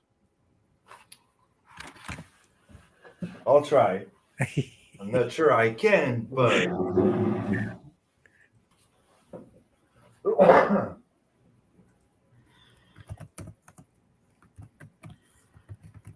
there it is. That's the Charleston. It gives you the idea. That was a nice time, the 20s. The roaring 20s, everybody was living in excess. It was sort of like some people would say kind of like the 80s in a way. The 80s were a time of excess as well. I don't know how well you remember the 80s. I wouldn't say the 80s were quite like the 20s. 20s were before my time, but a time of excess for sure. Leading up to, it was that excess that really created the boom that led to the busts in the 1930s when everybody thought the stock market would never crash. I think we're even experiencing that right now. People living in a little bit of denial, and we've got a great big giant bubble, economic bubble on our hands. It's been building for so many years that I think it's inevitable we're about to crash again. Okay, here's the electric earthquake, also 1942, Max Fleischer's Superman.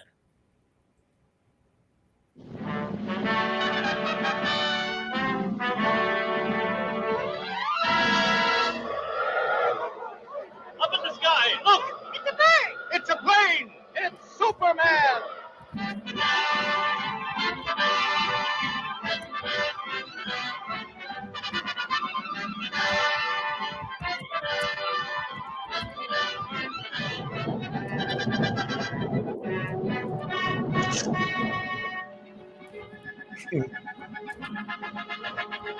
Even then, man, everybody was like, that would be a conspiracy theory today.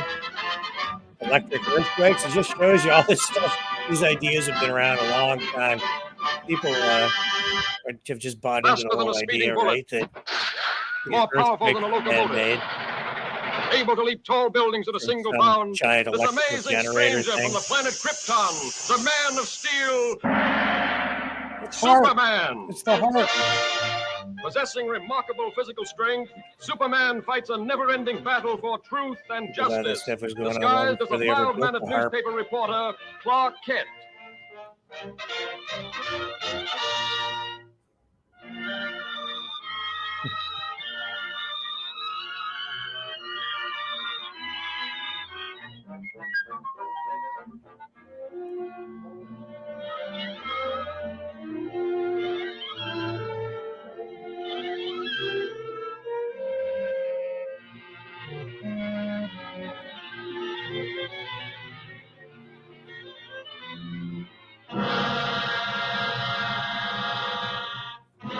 Uh-oh. It can't be good when you hear that kind of music.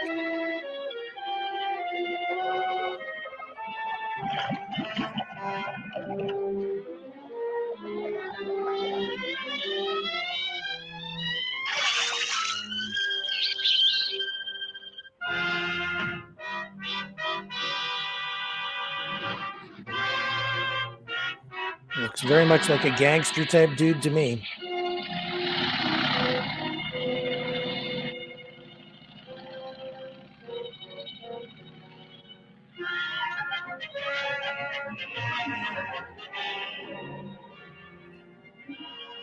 And I still say Manhattan rightfully belongs to my people. Possibly, but just what do you expect us to do about it? You have a newspaper. Publish the truth. Have the island vacated immediately. It's fantastic. Why, that's ridiculous. Ridiculous? Maybe modern science will make you think differently. I've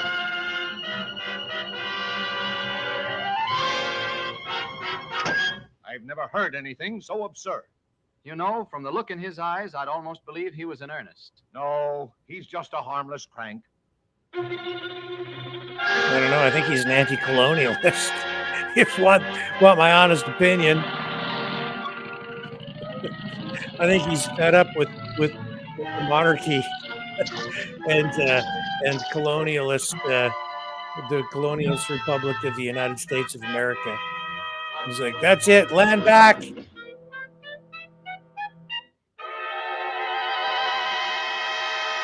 Come ahead, Miss Lane. You wouldn't want to miss this story, I'm sure. Yeah.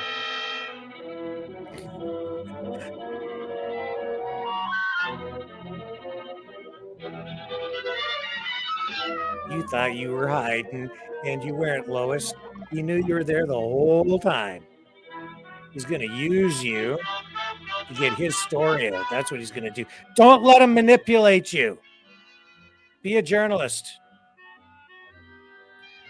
Here, have a seat in my electric chair. Oh, okay. She's so naive. You're screwed now. Just a precautionary measure.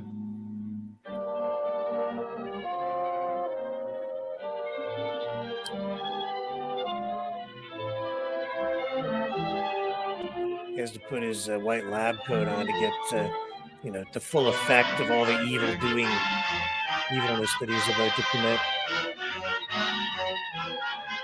Put those welding goggles on. Got his rubber gloves on to insulate him from all the electrical magnetic energy.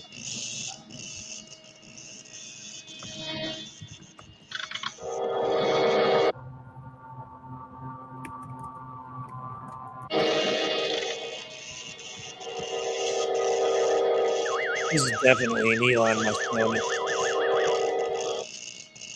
Now, Miss Lane, get ready for the greatest story of your career. How come the evil dudes always have things like machines with giant levers and things on them?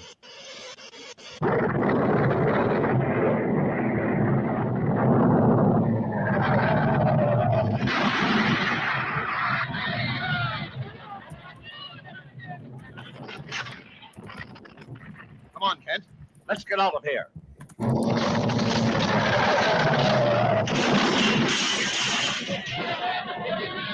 Yep. This looks like a job for Superman. You can't stop it, Mark. It's like an early version of Harp. They're using it to create these earthquakes and blow up the whole city. Protest colonialism.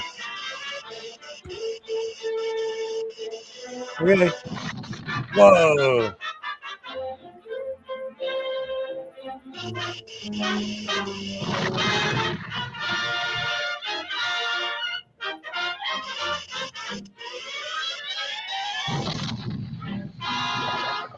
They're not doing very well.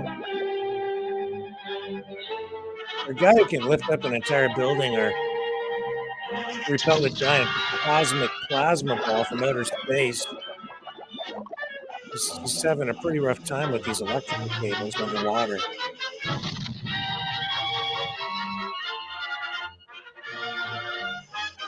Just pull the plug. Uh-oh. Uh-oh.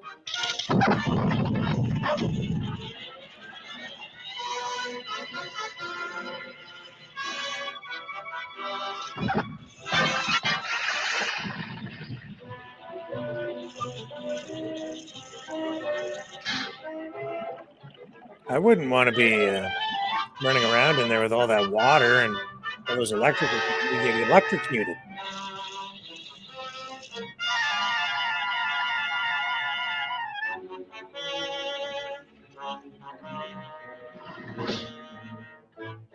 Yeah, not so fast. It's still down there.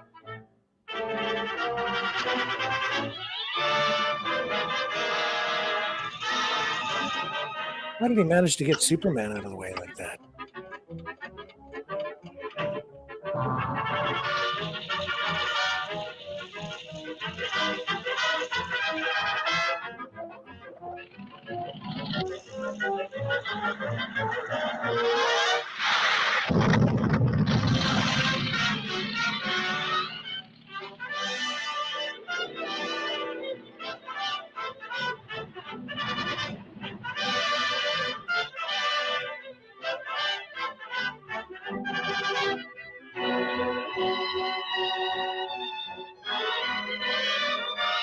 You know, Lois, the old island looks just as good as ever. That's right, Clark. It's Thanks, Manhattan Superman. Island. That's New York. I thought they were in Metropolis. You're right. Like, it is New York. If you let me look real quick, I'm gonna check out. If I do remember well, and I'm not sure, I think Detroit, actually, where our friend was from. Yeah. It's Gotham City, but I'm gonna check that out just to make sure that I'm not saying something fishy. Yeah, I think you might be right about that too. Yeah. Now I want Now I want Frosted Flakes in the worst way. This is Superman Volcano, also 1942.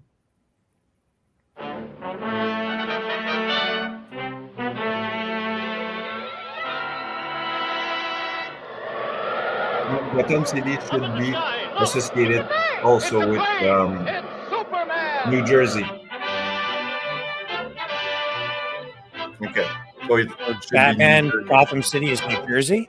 Yeah, Gotham City is New Jersey.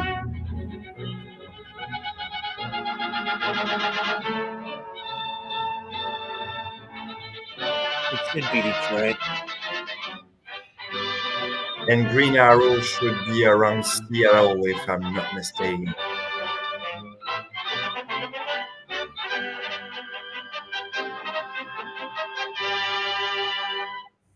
Faster than a speeding bullet, more powerful than a locomotive, able to leap tall buildings at a single bound, this amazing stranger from the planet Krypton, the Man of Steel, Superman. Empowered with X-ray vision, possessing remarkable physical strength, Superman fights a never-ending battle. You ever see for truth and the justice, ads disguised for as the a X-ray mild-mannered specs in newspaper the back of the reporter, comics? Clark Kent. The X-ray specs? You know what I'm Sure. talking about?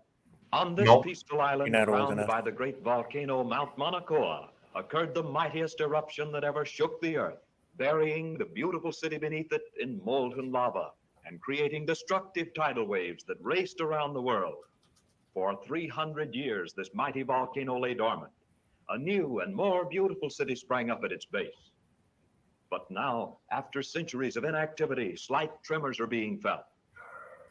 At the Bureau of Meteorology, a group of scientists watchfully check delicate instruments to determine the seriousness of this renewed activity.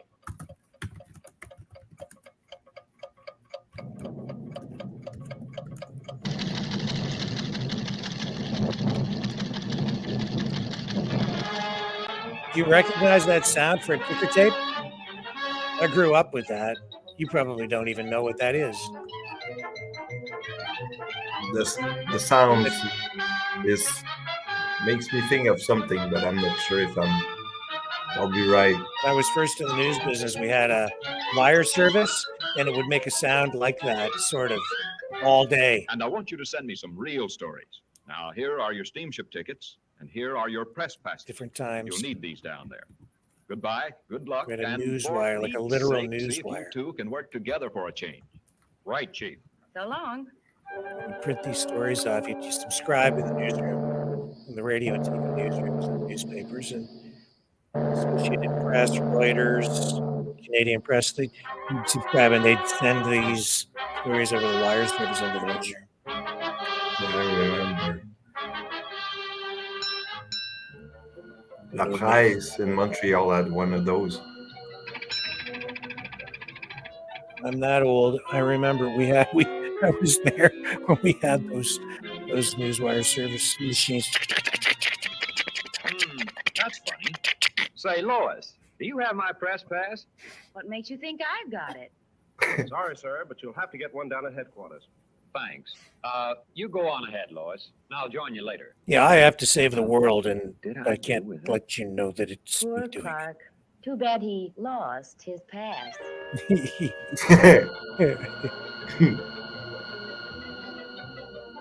She wanted the story for all herself. As usual. And from all indications, Not a very good we can girlfriend. expect things to start popping at any time.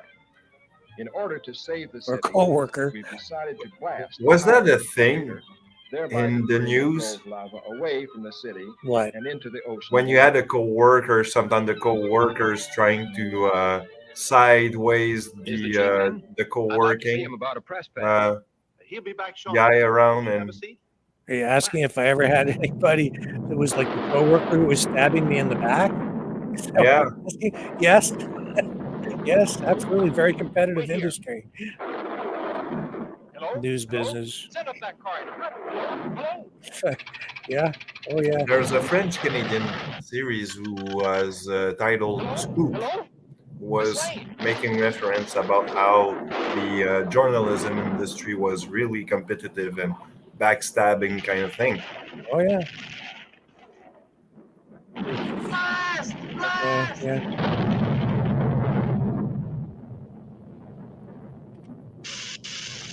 It's a tough business to survive in. Look out!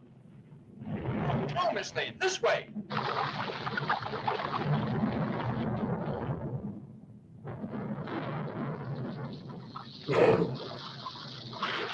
She's a tough cookie. Yeah, she gets into all kinds of jams, doesn't she? This looks like a job for Superman. Yeah, got to save her from the molten lava now. It's always something. Oh, the pesky lava balls.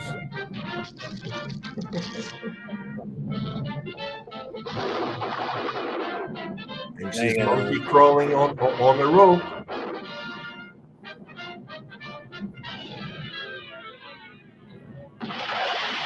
You'd make a great volleyball player.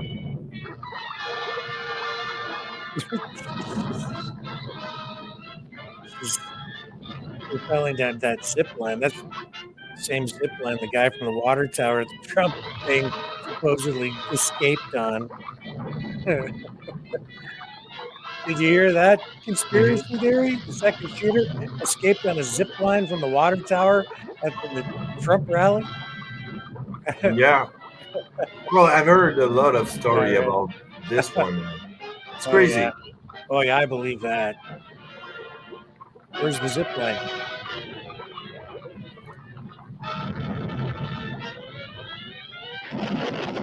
But like I said, it's probable that there were probably a second shooter, but we'll never know till we get official paper on that or proof.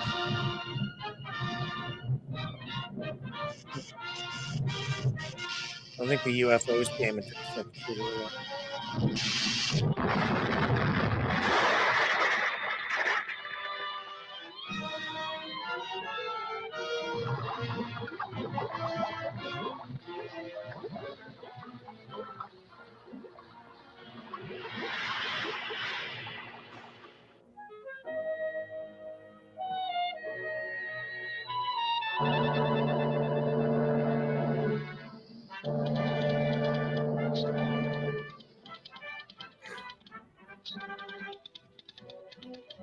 I had a little tiny portable manual typewriter just like that too. Oh, fine, Clark.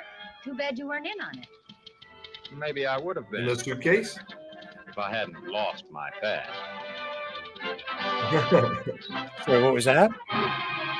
You got one of those typewriter that is in the suitcase that when you open it. Yeah. Mine was like in not so much in a suitcase, but it had like a little. It was just like a fold-on cover, and you could take it with you. And I did actually take it on some trips and used it. In the first year or two of my my career as a mainstream media journalist. Different times, man. Totally different times. Yeah. Times have changed since the 80s. I will tell you that. Like I told you, I'm born in the 80s, and my world has changed with those Disneys, and I don't recognize this world sometimes. Yeah, well, things have changed a lot because when I was a kid, you would find ads like this in the comic books, X-ray specs. And look at what they're advertising. Like this is like kids are looking at this and it's like, yeah, you get these specs and you can see right through the dress of the women, right? It's like that would be like a violation of privacy. I'm not even sure remember now. Yeah. You had some in Bazooka Joe's thing. You had those in any type of magazine or comic book. Actually, yeah, I do remember at the end of or between probably certain page in the old Dark Horses, DCs, you had those ad. Yeah, I do remember. I remember one of the ad was a mini spy camera that you could buy. Yep. probably for about 20 cents back in the days. I'll tell you, it's much easier to do undercover, covert, secret journalistic recordings now because the cameras are so much smaller. It was a whole lot harder to get secret video when the cameras that all we had to carry around was, I mean, literally a 40-pound camera and a 35-pound recorder, and that was a lot of weight. And they were big, man. They were like studio cameras that you mount on your shoulder. Very rough. To give you a trick, those bag, right? Yeah. Those funny bag. I got one. My phone goes in that little pocket, which is, on that sidebar, right? I mean, this is the easiest part when you put that phone in that pocket right here. Make sure that your camera is not, blocked. Yep. Just put that on record. Hey, sir, what's up, sir? Just show. That's how I got some. You can record all the bad guys.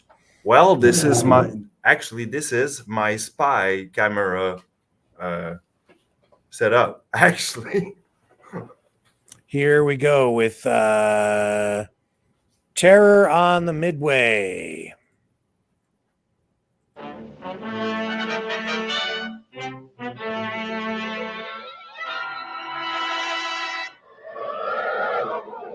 Up in the sky, look! It's a bird! It's a plane! It's Superman!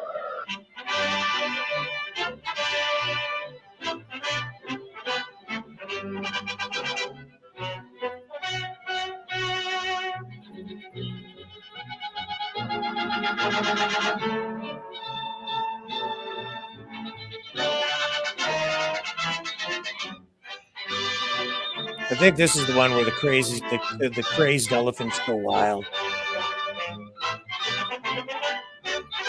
I think it is. Faster than a speeding bullet. More powerful than a locomotive. Able to soar higher than any plane. This amazing stranger from the planet Krypton, the Man of Steel, Superman. Possessing remarkable physical strength, Superman fights a never-ending battle for truth and justice. Disguised as a mild-mannered newspaper reporter,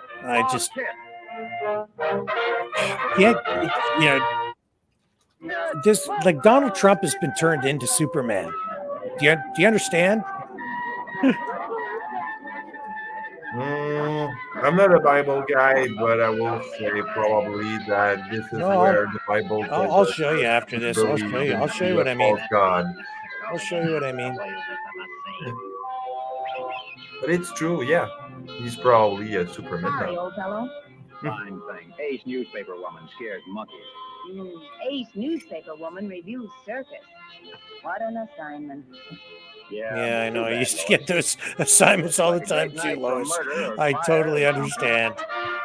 I do. Hurry. Just you, Lois. The show's about to start. Only a few minutes before the performance begins. Okay, Joe, you're going to do the undercover expose on the Prime Minister, and Rick, you're going to the circus. You're going to interview the Duck Man and his monkey. Okay, Chief. I'm on it.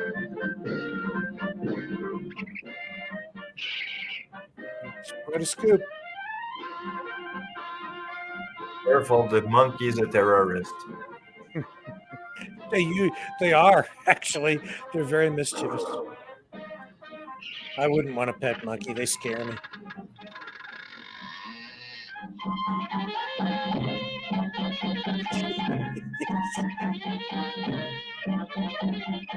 You don't see animals at the circus very much anymore because of the animal rights groups.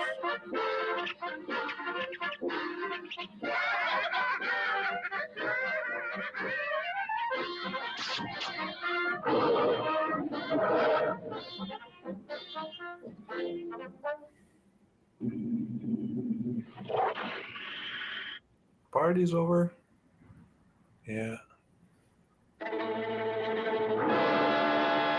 Look at the flaring nostrils. He's not happy. Uh-oh.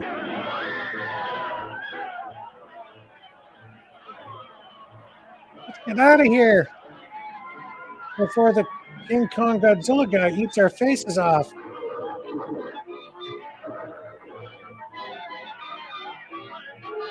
Very much like King Kong. Oh no, crazy elephants.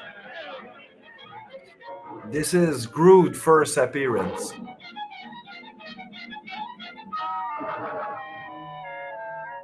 And for those who don't know who Groot is, a telepathic monkey.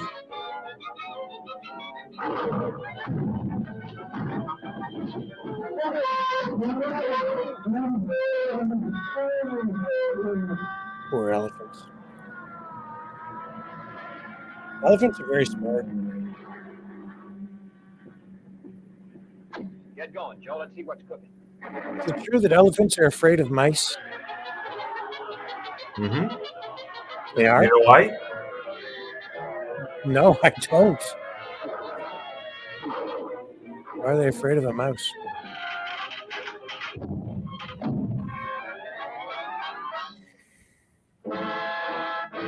I'm going to look it up. Why are elephants afraid of mice? It's a myth that elephants fear mice likely stems from misunderstandings of the animal's reactions to unexpected or unfamiliar stimuli. It's not that elephants are inherently terrified of mice. Instead, they get startled in response to something unexpected scurrying around their feet. That's what it says. Thank you, Google. Oh, mice! There's a mouse! Oh, no, it's just a cop.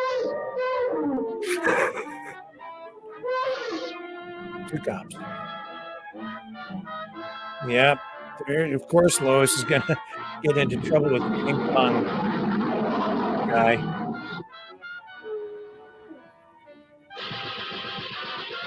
Jeez, those cops are pretty loose with their ammo, aren't they? And not very good shots. This is a job for Superman. Better get your Superman outfit on, Superman. Behind the umbrella.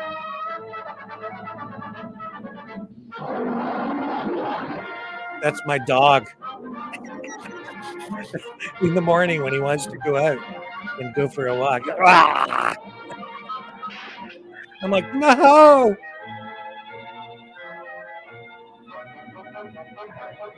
He's not.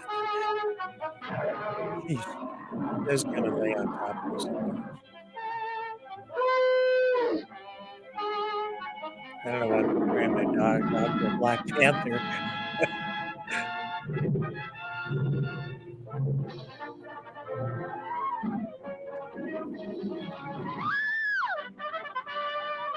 What's wrong now, Lois? Oh, King Kong guy's gonna eat your face off again. No worries, no match for Superman.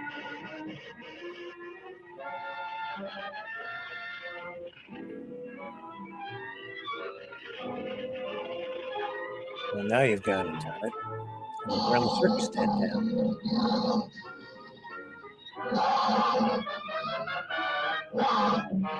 Ouch. Now Superman's upset, see? The Godzilla guy doesn't stand a chance. The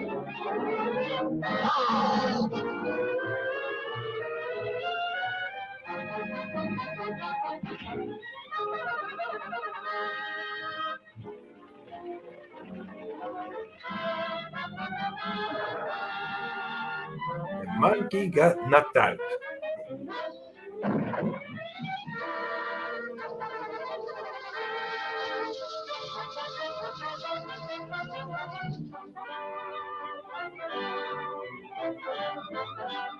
I'm not really seeing any indications that. Lucky Lois. Always gets her story. And luckily, she lived to write it. Thanks to Superman. See, I'm not seeing any indication that Superman is a socialist or a communist in these. Not in these, anyway. Okay, no, but this was 1940s, World War II, and then when Fleischer became Famous Studios and the Fleischers were basically kicked out of their own company, they started to produce episodes that were more pro-America, just it was war propaganda basically. And then of course, as part of that, there was racism that was running rampant at the time because, I think the public was being conditioned to hate a dehumanized Japanese population, and especially a dehumanized Japanese governmental and military leadership. And you'll see what I mean in the title of this one, The Japoteurs.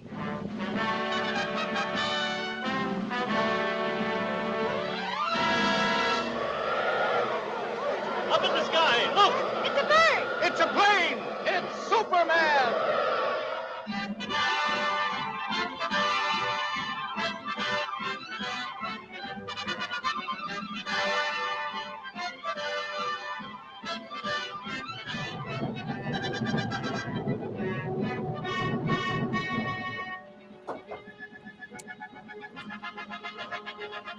It's Superman!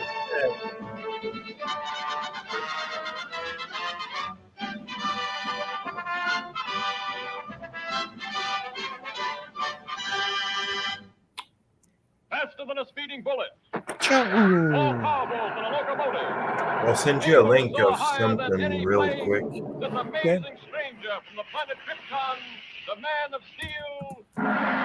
Mr. Superman. Clark Kent. Hey, Possessing remarkable physical strength, Superman fights a never-ending battle look, for truth. here's my disguise. Disguised as a mild-mannered newspaper reporter. How do you like it? Clark Kent. You don't even know who I am now, right? Oh. Look. Okay. Clark Kent.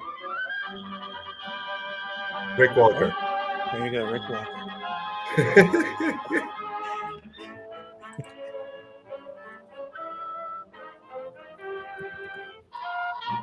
And everybody was smoking back then. I remember even in the 70s, people would smoke like chimneys. I hated it when I was a kid, smoking.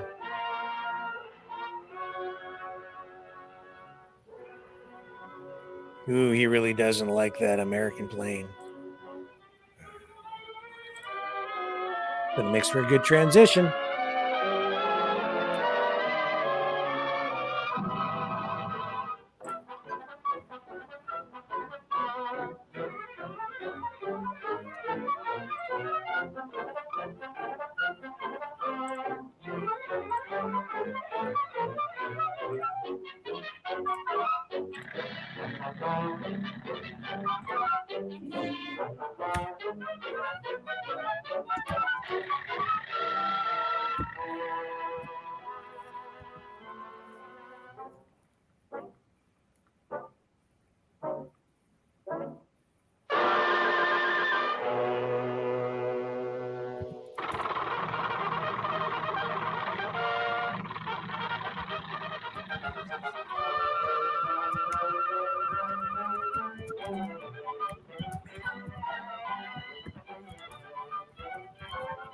Lois Lane of the Daily Planet. Clark Kent, Planet.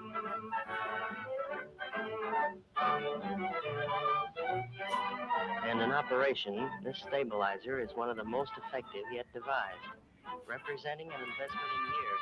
How'd you like to be making the test flight in this, Lois? Maybe I will. Fine chance. Everyone off, please. Everyone off. Come on, Lois. That's us. She's not going to get off, Clark. She's going to be a stowaway. You'll see.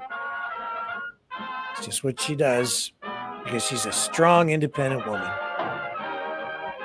And she has a point to make. By the way, Lois.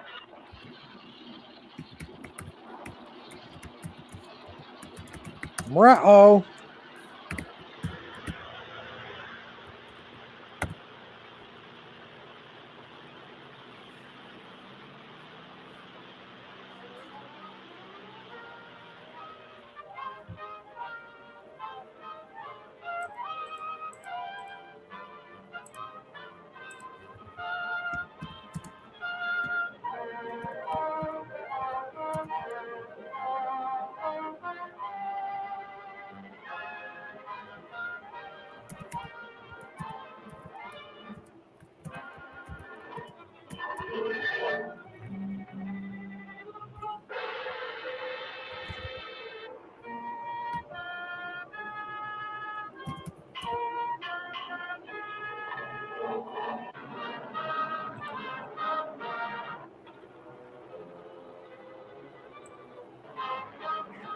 You know, you watch these, Dragon, and you're going to find pretty much most of the conspiracy theories that run rampant today. Mm-hmm. Mystery remaking by itself.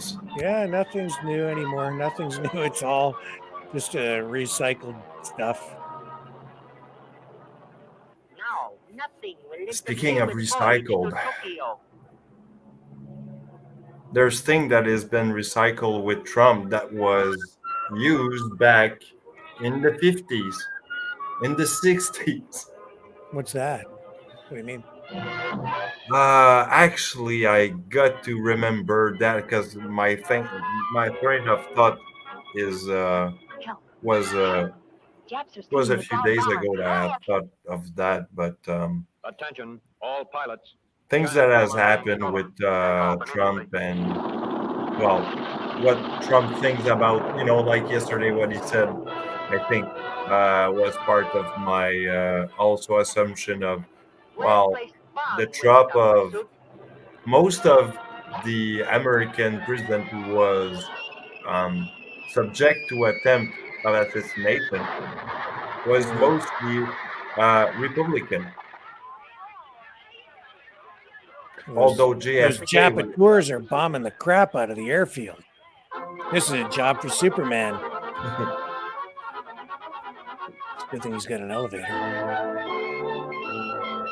Oh, they're in trouble now.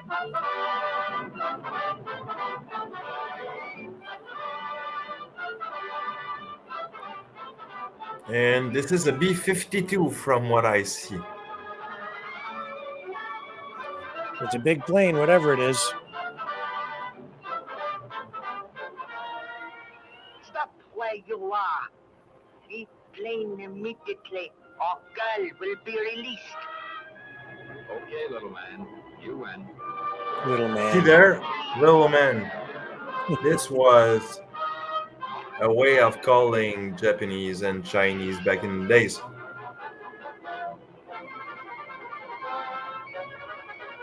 Little yellow man, or sometime sick yellow man was a depiction back in the days in the 40s. Not even a bolted steel door can stop the man of steel.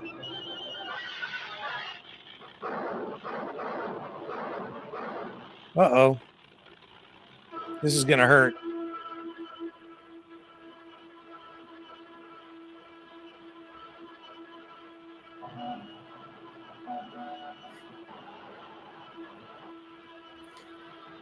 It's not like in Roadrunner where you hear the...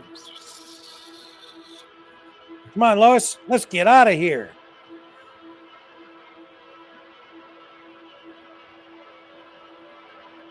Where's that plane going to crash? Oh, Superman's going to stop it before it takes out these buildings and kills thousands of innocent people.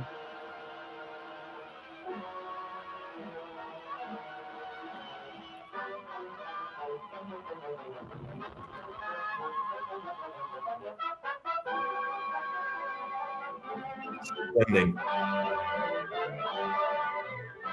Wow. He put that plane down right in the middle of the downtown No area. parking ticket. Amazing. You're safe in this plane, Lois. I'd feel much safer if Superman were here. Ha ha ha. Lois, can't you tell he has a crush on you? Nice guys finish last, though. He ain't going to get the girl, not as Clark Kent. Just not going to happen. But we've seen what happens, don't we? He eventually does get the girl as Superman and then reveals to her what I think she secretly has known all along, which is that Clark Kent is Superman. Mm-hmm.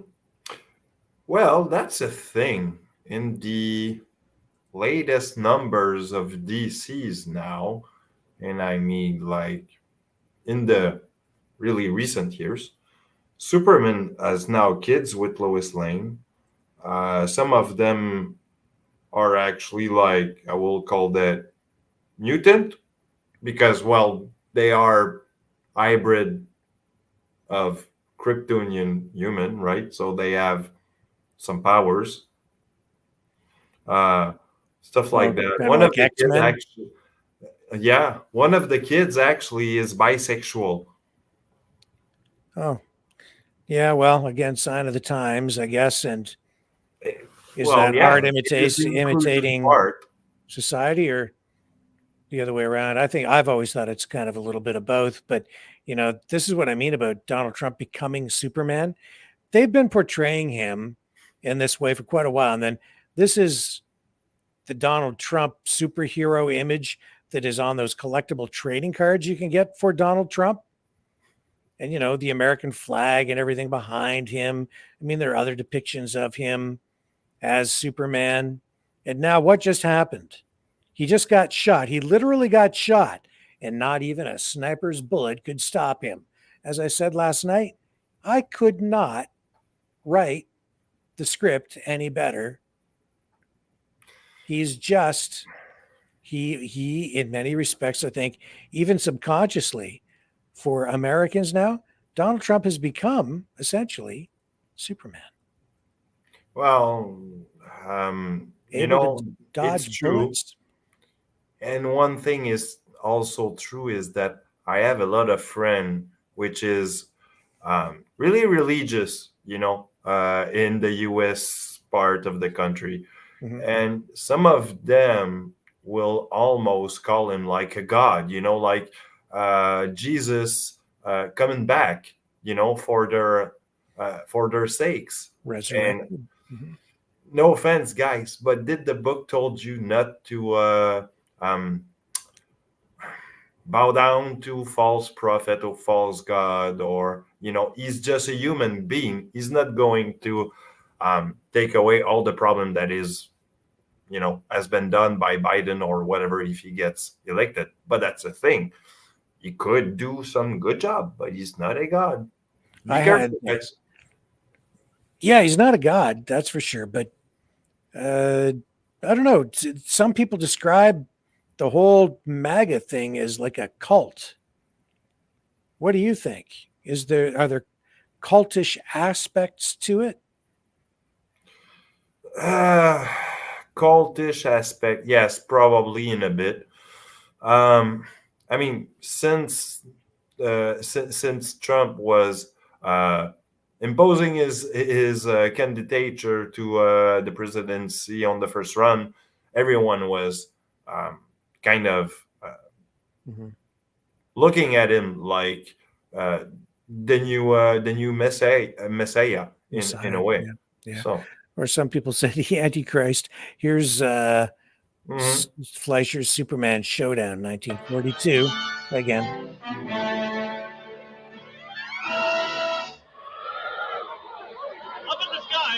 It's a bird. It's a plane. It's Superman.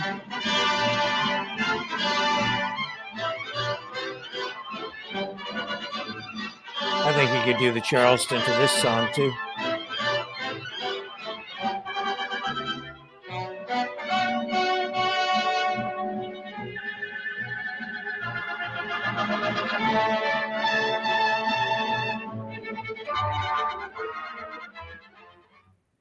Faster than a streak of lightning. This was the new opener, you see. More powerful than the pounding surf. A lot of people have never seen this one. Mightier than a roaring hurricane.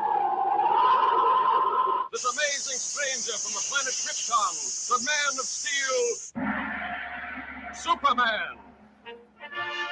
Possessing remarkable physical strength, Superman fights a never-ending battle for truth and justice, disguised as a mild-mannered newspaper reporter, Clark Kent.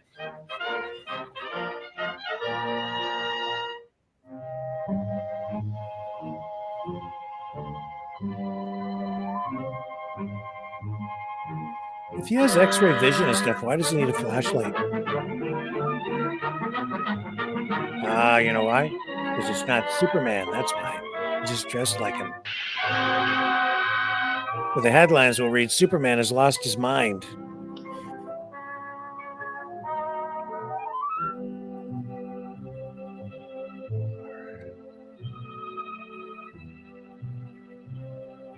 Hello, stupid. It's about time you showed up. Come on, hand it over.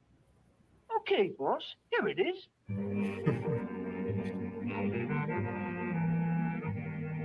This is a swell racket, boss.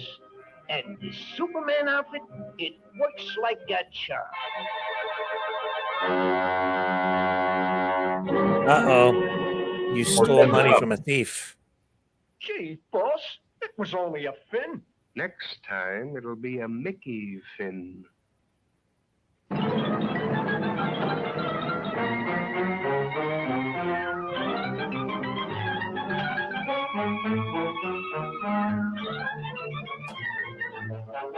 Friend turns foe. Well, that's ridiculous. It couldn't be Superman. What do you make of it, Clark? Hey, you two. The editor wants you to cover the opera tonight. And don't forget, it's formal. Good. Now I can wear my new evening gown. Jimmy Olsen, the reporter. He makes his debut. Yep.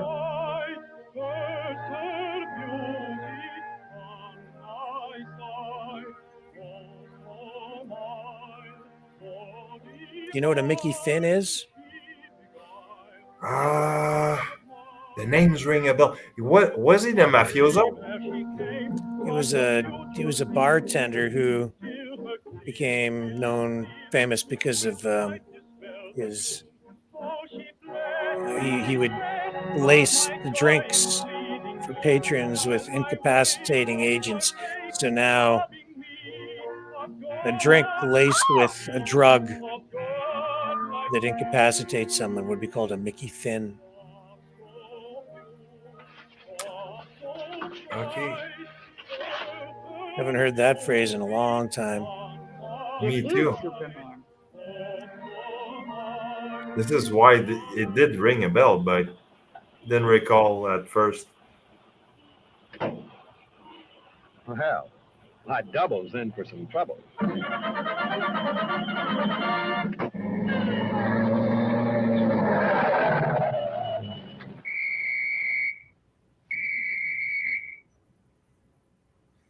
You're in trouble now.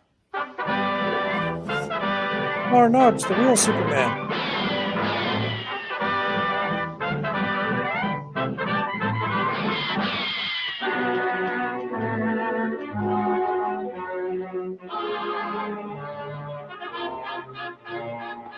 See, I told you. They'll throw the gun at him. Superman, you got me all wrong. They did that in the TV series. Honest, it ain't me, it's the boss. It's funny. What? Take it easy, will you, Mr. Superman? In the TV series, Dodge. Not in this one. He would duck.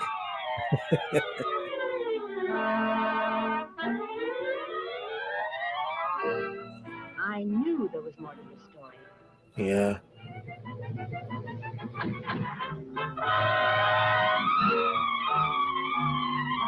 I think people had more of a can-do attitude back in the 1940s, though, you know? Totally different attitude. They were building things, like they were really building things. Especially in America. Did you enjoy the opera? And Canada. What's the matter, stupid? Did you lose your tongue? You're in Don't trouble, stand there pal. like a dummy. Give me the juice. It was the industrial booming. Are you trying to double-cross me? Why, you... Hey, boss, that's Mr. Superman. Well, I didn't expect to see you here.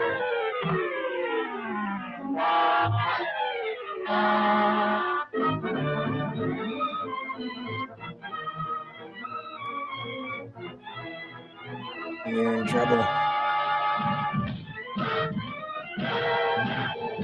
knew how to fly at this point.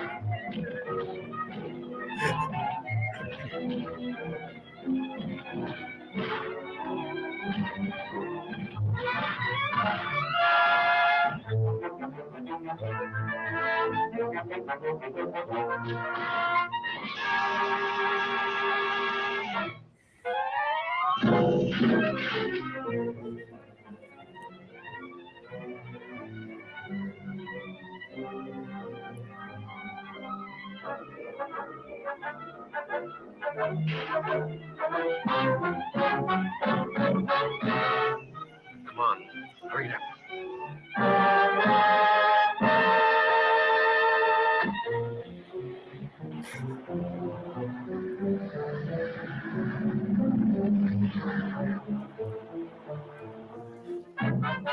The area makes me think of where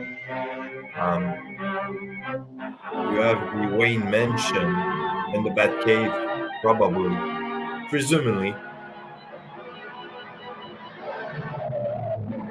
right around the corner.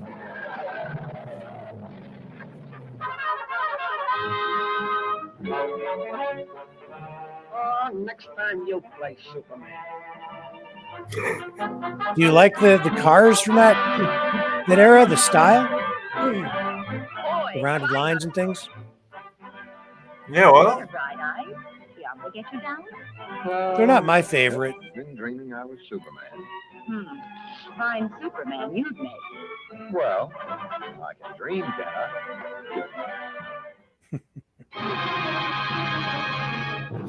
those were nice times, though. Well, maybe in our minds. Anyway, I wasn't there. So.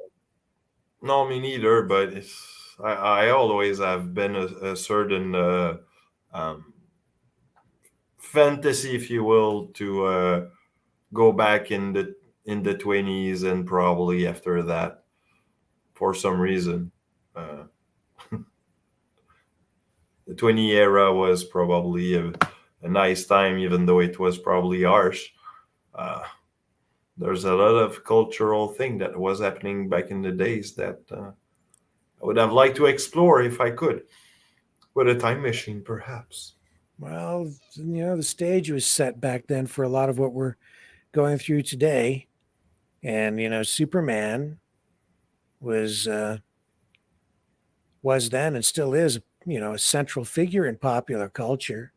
Mm-hmm. You've still got, like when I was a kid, Christopher Reeve was Superman back in the 70s, portraying Superman on the silver screen. But now you've got these more modern versions of Superman, but these cartoons have influenced every single incarnation of the character. How do you feel, though, Dragon, about the way that Superman today is influenced by woke politics? It's kind of sad because for a lot of people like you and I, okay, for example, I do remember a lot of, for example, the X-Men, the Marvels. I was in the era in the 90s where Marvel was booming at some point. Mm-hmm. And, I remember like the backstory of each characters, how they have been created back in their moment, right? Yeah. And to me, it's like the true story of those characters, For example, Peter Parker always has been, the radioactive spider who has been the guy that has become the superhero that we know, right? Right. When you start to change some fact about the character or some background story of the character at some point, too much, this is where, guys like me, who's, I would say, used to the old school story, mm-hmm. will not be amazed with the new ones. Yeah, I don't like the way they change characters from, men to women, or just when they just mess around with the core elements of these superhero movies in particular. Even but, color skin, for example, some character in, say, in the 90s were probably white and now they are black, or other, from other culture. I mean, it's okay that you want to bring culture into pop culture, like cartoon, comics, and so on. But you can invent new characters that will portray pretty nicely the value of other country, and be able to include those values without being disrespectful toward those, in a way. Yeah. Okay. This is 11th Hour, still in 1942. Up in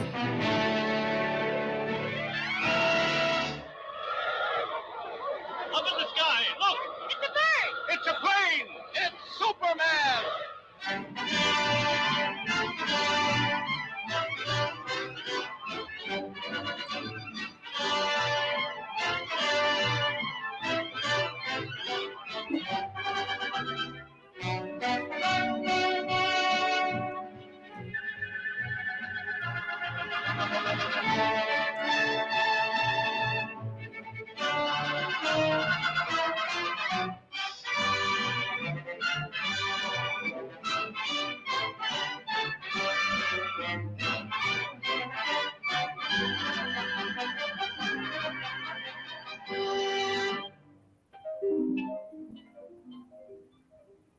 In the endless reaches of the universe, there once existed a planet known as Krypton, a planet that burned like a green star in the distant heavens.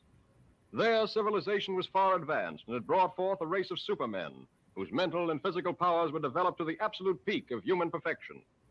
But there came a day when giant quakes threatened to destroy Krypton forever. One of the planet's leading scientists, sensing the approach of doom, placed his infant son in a small rocket ship and sent it hurtling in the direction of the Earth just as Krypton exploded.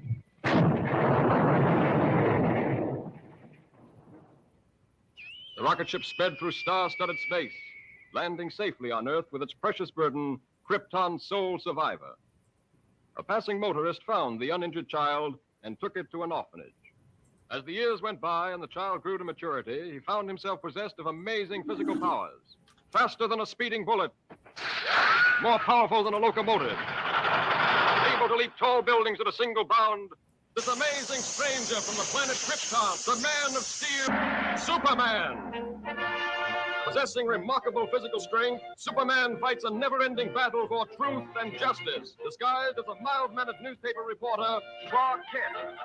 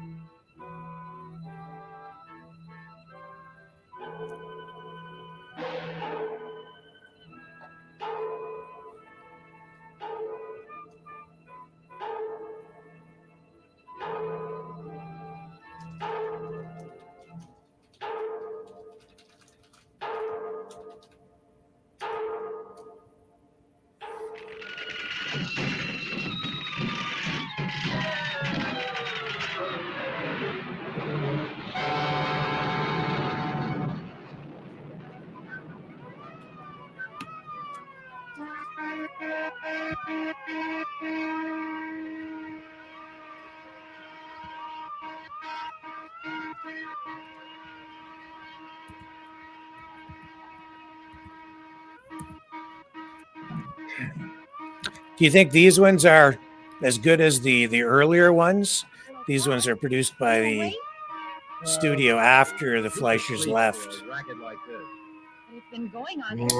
Yeah, something has changed.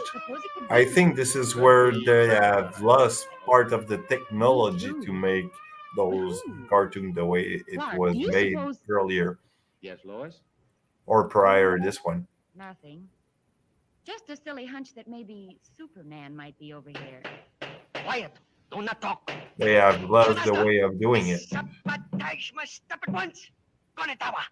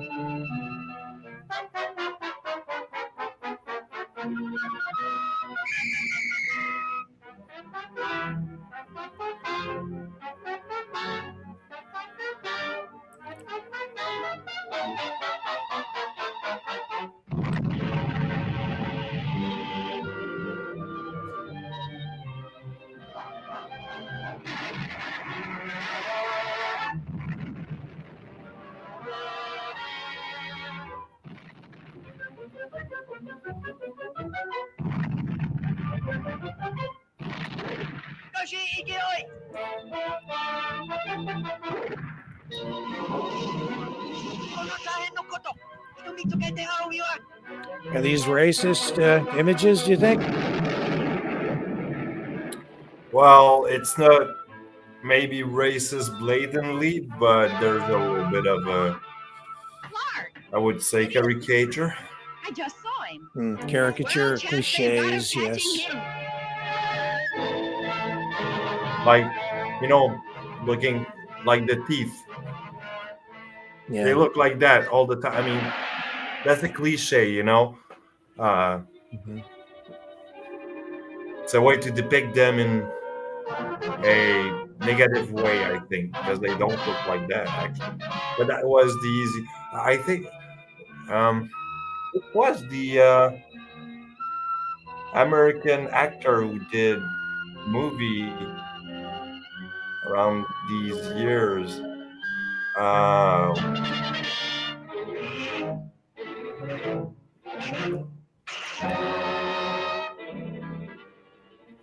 The American actor who did what movies? Superman movies? I don't remember, but it was an American actor back in the 50s, I think, did a character that was a Japanese and was like, he was talking like this all the time, like it, the type of jokes that was made in the 50s, and I'm trying to remember the name of the Well, there were actor. a few. It was an old movie. I'm not sure who you're talking about, but there was the guy who played Hop Sing on Bonanza. There was also Bruce Lee. He experienced, some issues in the movie industry, in the way that he was portrayed. He was a big actor who did that, actually, and he did receive a lot of hate about that later. Damn it. Why is it on the tip of my tongue? Think, Dragon, think. Whoa, just in the nick of time. That's gotta hurt him. See the teeth? The way they draw the teeth?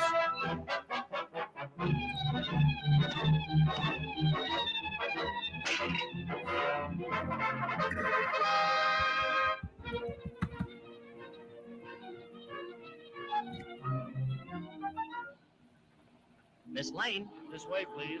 How does it feel to be home? Smile, please. How about Clark Kent? Did he get away? No. No, he's still over there. But don't worry, Superman promised to look after him. And Lois has her own little fashion shoot going on. Supermodel. You said it, Lewis.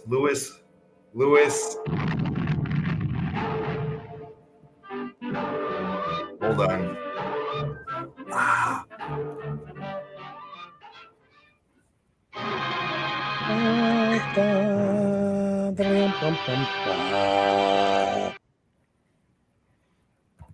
my.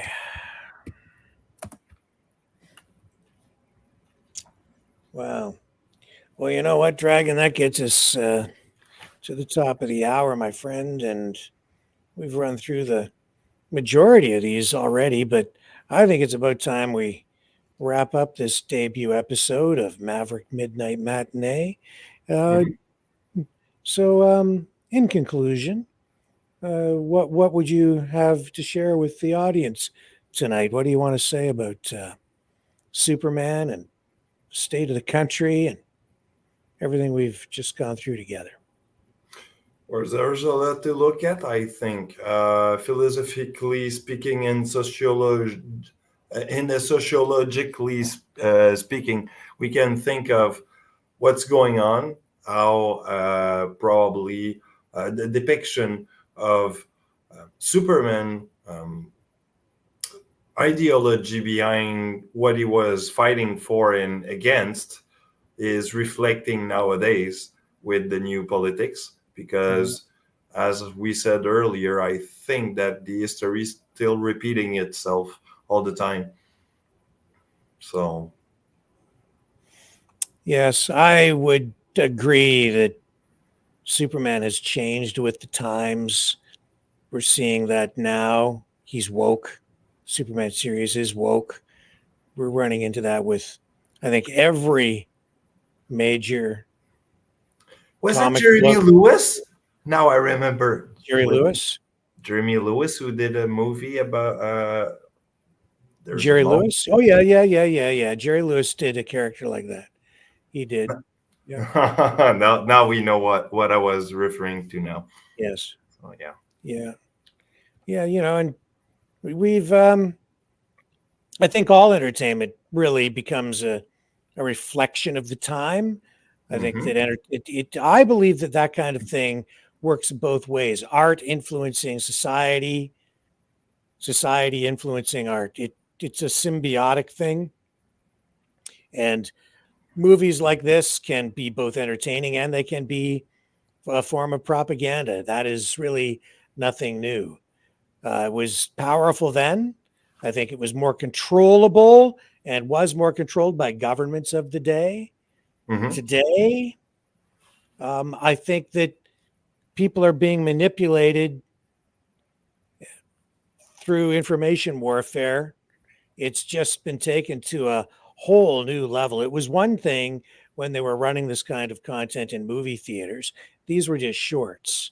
And I'm not speaking at this point even about the feature film content that people were taking in movie theaters back in those days. But less television, a lot less TV. Fast forward, 10 years into the 1950s, and television takes on a different role in people's lives and a different role in the propaganda, information warfare campaigns of the day. Right. And then you fast forward to today, and information warfare is on a whole new level, the propaganda on a whole new level because of the internet. Kenzie Kraken just said it. It's pre-programming in a way. It's to pre-program the youth of the new reality in a way. Because mostly it's going to be the youth who's going to ingest those comic books or comic on TV. So, but as powerful as the internet is, I've noticed that live plays are still thriving in New York. Actually, there's some Irish person who was like a journalist, and he decided to write a play to mark and the October 7th incident in attack by Hamas in Israel. And they're putting on a live play now in New York.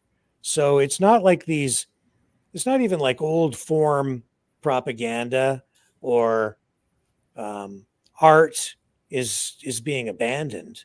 I think in some respects, it's quite the contrary. You still need movies to be made to run on the internet, and just even doing a straight up news program or a documentary or some sort of dramatic presentation using film or even video as the medium, I think it still has a traditional place within the propaganda warfare context, information warfare. True. But it can be used on multiple levels in different ways to affect the way people think. And that is, I think, the message that has been recurring here all day long, or all, since first doing the news program and now this, is it's like everybody is manipulated to some degree or another, and more influenced more than any of us actually realize, because we're being bombarded with messaging constantly from all sides, from various forms of media, whether it's a movie at a theater or online, or listening to the radio, or even just listening to music on a recording. Well, there's messaging even in that stuff. How big of a fan are you of Marvel heroes? Just real quick. I'm familiar. I mean, I don't wake up thinking back in about the it. days before it becomes woke kind of thing. Oh, well, I am a big fan of not just the Marvel characters, but of movies in general. But I will tell you this: every time I look at what's playing in the theater, and in fact, I'm supposed to spend some time with my wife tomorrow doing something, and I'm sitting here saying, I don't know what I want to do. And I'm afraid to even look at what's playing in the movie theaters, because I haven't been to a theater. Well, I've only been to a movie theater maybe twice in the past 2 years. And that's because every time I go to look at the movie lineup and what we might go see, it's like it's all woke stuff, and it just turns me off. I can't sit through a lot of the newer content because I just find it distasteful, disturbing, offensive on, various levels. Not that, I should be as offended as a lot of people, but it does bother me. I think they are making a sequel of Constantine with Keanu Reeves. Oh, yeah. So this is one I would like to look at, because I've always been a fan of Constantine as a character and not portrayed by Keanu Reeves. Although Keanu Reeves' character, the way he portrayed the character is cool. Although he's doing an American version of it, because actually Constantine is an English person, so he should have that English accent. Yeah. But that's one thing. But I was asking you real quick about the Marvel thing, because in the 90s, one thing that was happening is that the mutant was being kind of portrayed as probably, we don't know, maybe terrorism, right? Because they have powers. We don't know what they can do. They could probably use those power for the bad. Yep. And politics was involved in there. Governor Kelly was actually one governor who was advocating to put, say, mutant into some entrenched camp with permits and probably some kind of tools to make sure that they can't use their power. So basically, it was a form of racism in face of the mutant people, right? Yeah. But I mean, mutant are born mutant; they are not made, if you will. Just like me, I have my skin color, and that's what I have, and I can't change that. I am who I am. And so, but what was the idea of this storyline? Racism. Yes, yeah, definitely. And with that being said, I think that what we might run on the next episode of Maverick MidKnight Matinee, and I'm not sure, but I'm thinking maybe Night of the Living Dead. The reason is, have you ever seen that? Yeah. There are a lot of social, political issues that movie explores, including racism as one of the major issues that it addresses. Weirdly, Walking Dead is one of those that when I was listening to it, I was thinking about how would the world would turn or evolve if something like that would happen. And it was, I think it's kind of accurate the way we could probably see how the worst in the human being could turn in a post-apocalyptic world.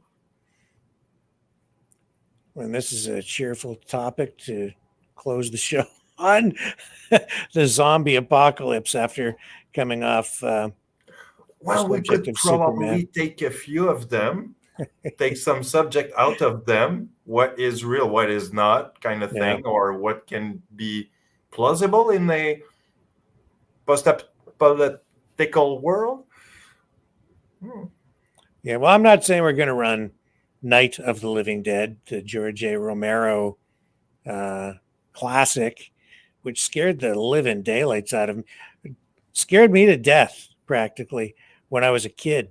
I was supposed to be in bed, and I woke up, and I snuck downstairs because I knew this movie was going to come on. And it was playing on Channel 7, WXYZ TV out of Detroit. And we lived in London, Ontario, but we could pick the station up. And so, no cable. But I'm downstairs, and we've got an antenna or whatever hooked up. I believe that was the case. Anyway, it's on. It's Channel 7, ABC affiliate, late at night. And I'm supposed to be in bed. And I've got the TV turned on, not too loud, just loud enough so I can hear it. And this horror movie comes on. And I'm pretty young. I've never seen anything like it. And because it's shot very much in the same style as like a reality show. Snuff-like movie? Well, it's just almost documentary, pseudo. It's a mix of documentary style with dramatic presentation. Almost like reality theater kind of film. Well, it just seemed so real, but I was just riveted. That thing, sitting downstairs by myself as a really, really young kid watching it, it scared the daylights out of me. I'll tell you, it made a real impression. And that movie has stuck with me ever since. So at some point, we'll run that here on the program and explore the issues surrounding that, because at the time, that movie, low budget, but it was used as a vehicle for exploring, in particular, the issue of racism in the United States, I think, primarily, especially at a time when racial conflict between whites and blacks and civil rights and all of that was really coming to a head. Was immigration also a problem back in these moment, or not like now? No, not that I ever recall. Immigration was controlled, was like, and the immigration that I remember as I was growing up was I remember getting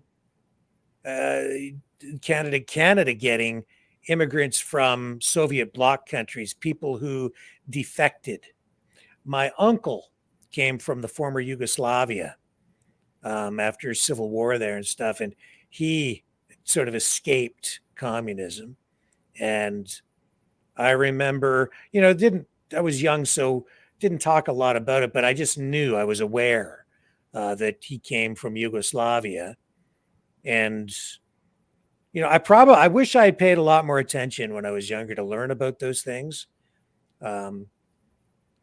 Learned about them later in more detail, and yet the information that I really should have extracted at the time was right in front of me. But young, my parents never directed me to engage in anything like that, any political things or even education in any particular. They always just let me find my own way, which is good and bad, because without direction, sometimes you don't end up on the right path, but that's another story. It's just, and I remember people coming from Poland. There were just around me anyway. It seemed like there were quite a few people from Poland. Some of them became relatives through marriage. But no, not the kind of immigration we're experiencing now. There was some immigration from, Asia when I was a kid. elementary school, we started to get some Jamaica a little bit, which was, not the same kind of immigration that we were getting from Europe. It was European immigration, people escaping communism. That was, a fair amount of it that I was exposed to in my community. And the other thing, people talk about those residential schools. And I experienced residential schools in sort of the reverse way, because they started to bus the kids from reserves who had been going to residential schools, and they started to integrate First Nations kids into our schools, where I was going to school. So they some of them ended up, coming in from nearby First Nations reserves. So that was sort of started to happen when I was in about grade 6. So it was an grade 5, grade 5, grade of 6. the autochtone culture into the rest of the system, if I will. I'm sorry, I don't understand what? It was a sort of a inclusion or a insertion of the autochtone culture into the... Yeah, because even at that time, there were still some residential schools operating, but it was in a transitionary period, right? They were changing things and integrating more and more the systems, right? So, they just, even grade 5, I started to remember that. And I have to tell you, it was pretty disruptive to everything going on in the school. You didn't have a lot of kids coming in from like reserves and things, but we had some. And see, there were a few, not all of them, but there were just a few that for whatever reason didn't want to be there, or they had maybe, I don't know, problems at home or whatever. And so they became disruptive. It was difficult on some of the teachers because they had trouble controlling the classroom when they had some of these disruptive kids in there. And then some of the kids who, like, of European descent or white kids like me, there were, a few of them too that were kind of problems, and it just amplified things. That's what I really remember. And it was a pretty serious problem that I won't get into here tonight. But I experienced things in sort of an opposite way around. And I got the lay of the land that way. But, I was very close and friendly with some of those kids that came in from other schools and other countries. But that's always the way it was with me. I was always kind of friends with the underdogs. Just kind of the way it was. It still is. Here we are. We're as we sit, this is the island of misfit toys, the channel for all the misfit toys. That's us, Dragon. Yep. That's us. And folks, we're going to wrap it up right there. Love you guys. Thank you all for spending this time with us here tonight on this debut of Maverick MidKnight Matinee. I hope you enjoyed it. I'm just going to look in the chat real quick. Was this a good program? Did you guys enjoy this tonight? I hope you do. Yeah. By the way, I just put there a name. Jeffy Sherwood was a beautiful gentleman that I've met when I was in high school. Actually, he was the brother of one of my teacher, or English teacher in my school. And actually, he was an artist, was doing some Marvel drawings for Conan the Barbar back in the days. So oh, really? He was, he was tumbling me up because I was doing some beautiful drawing back in the days, but I've lost my hand since then. Should go back on the drum sometime. All right. And with that, we're going to close this off because it is late and you guys all need to get your beauty sleep. And I guess we'll see you not tomorrow, but later today, 7 p.m. on the flip side. On the flip side.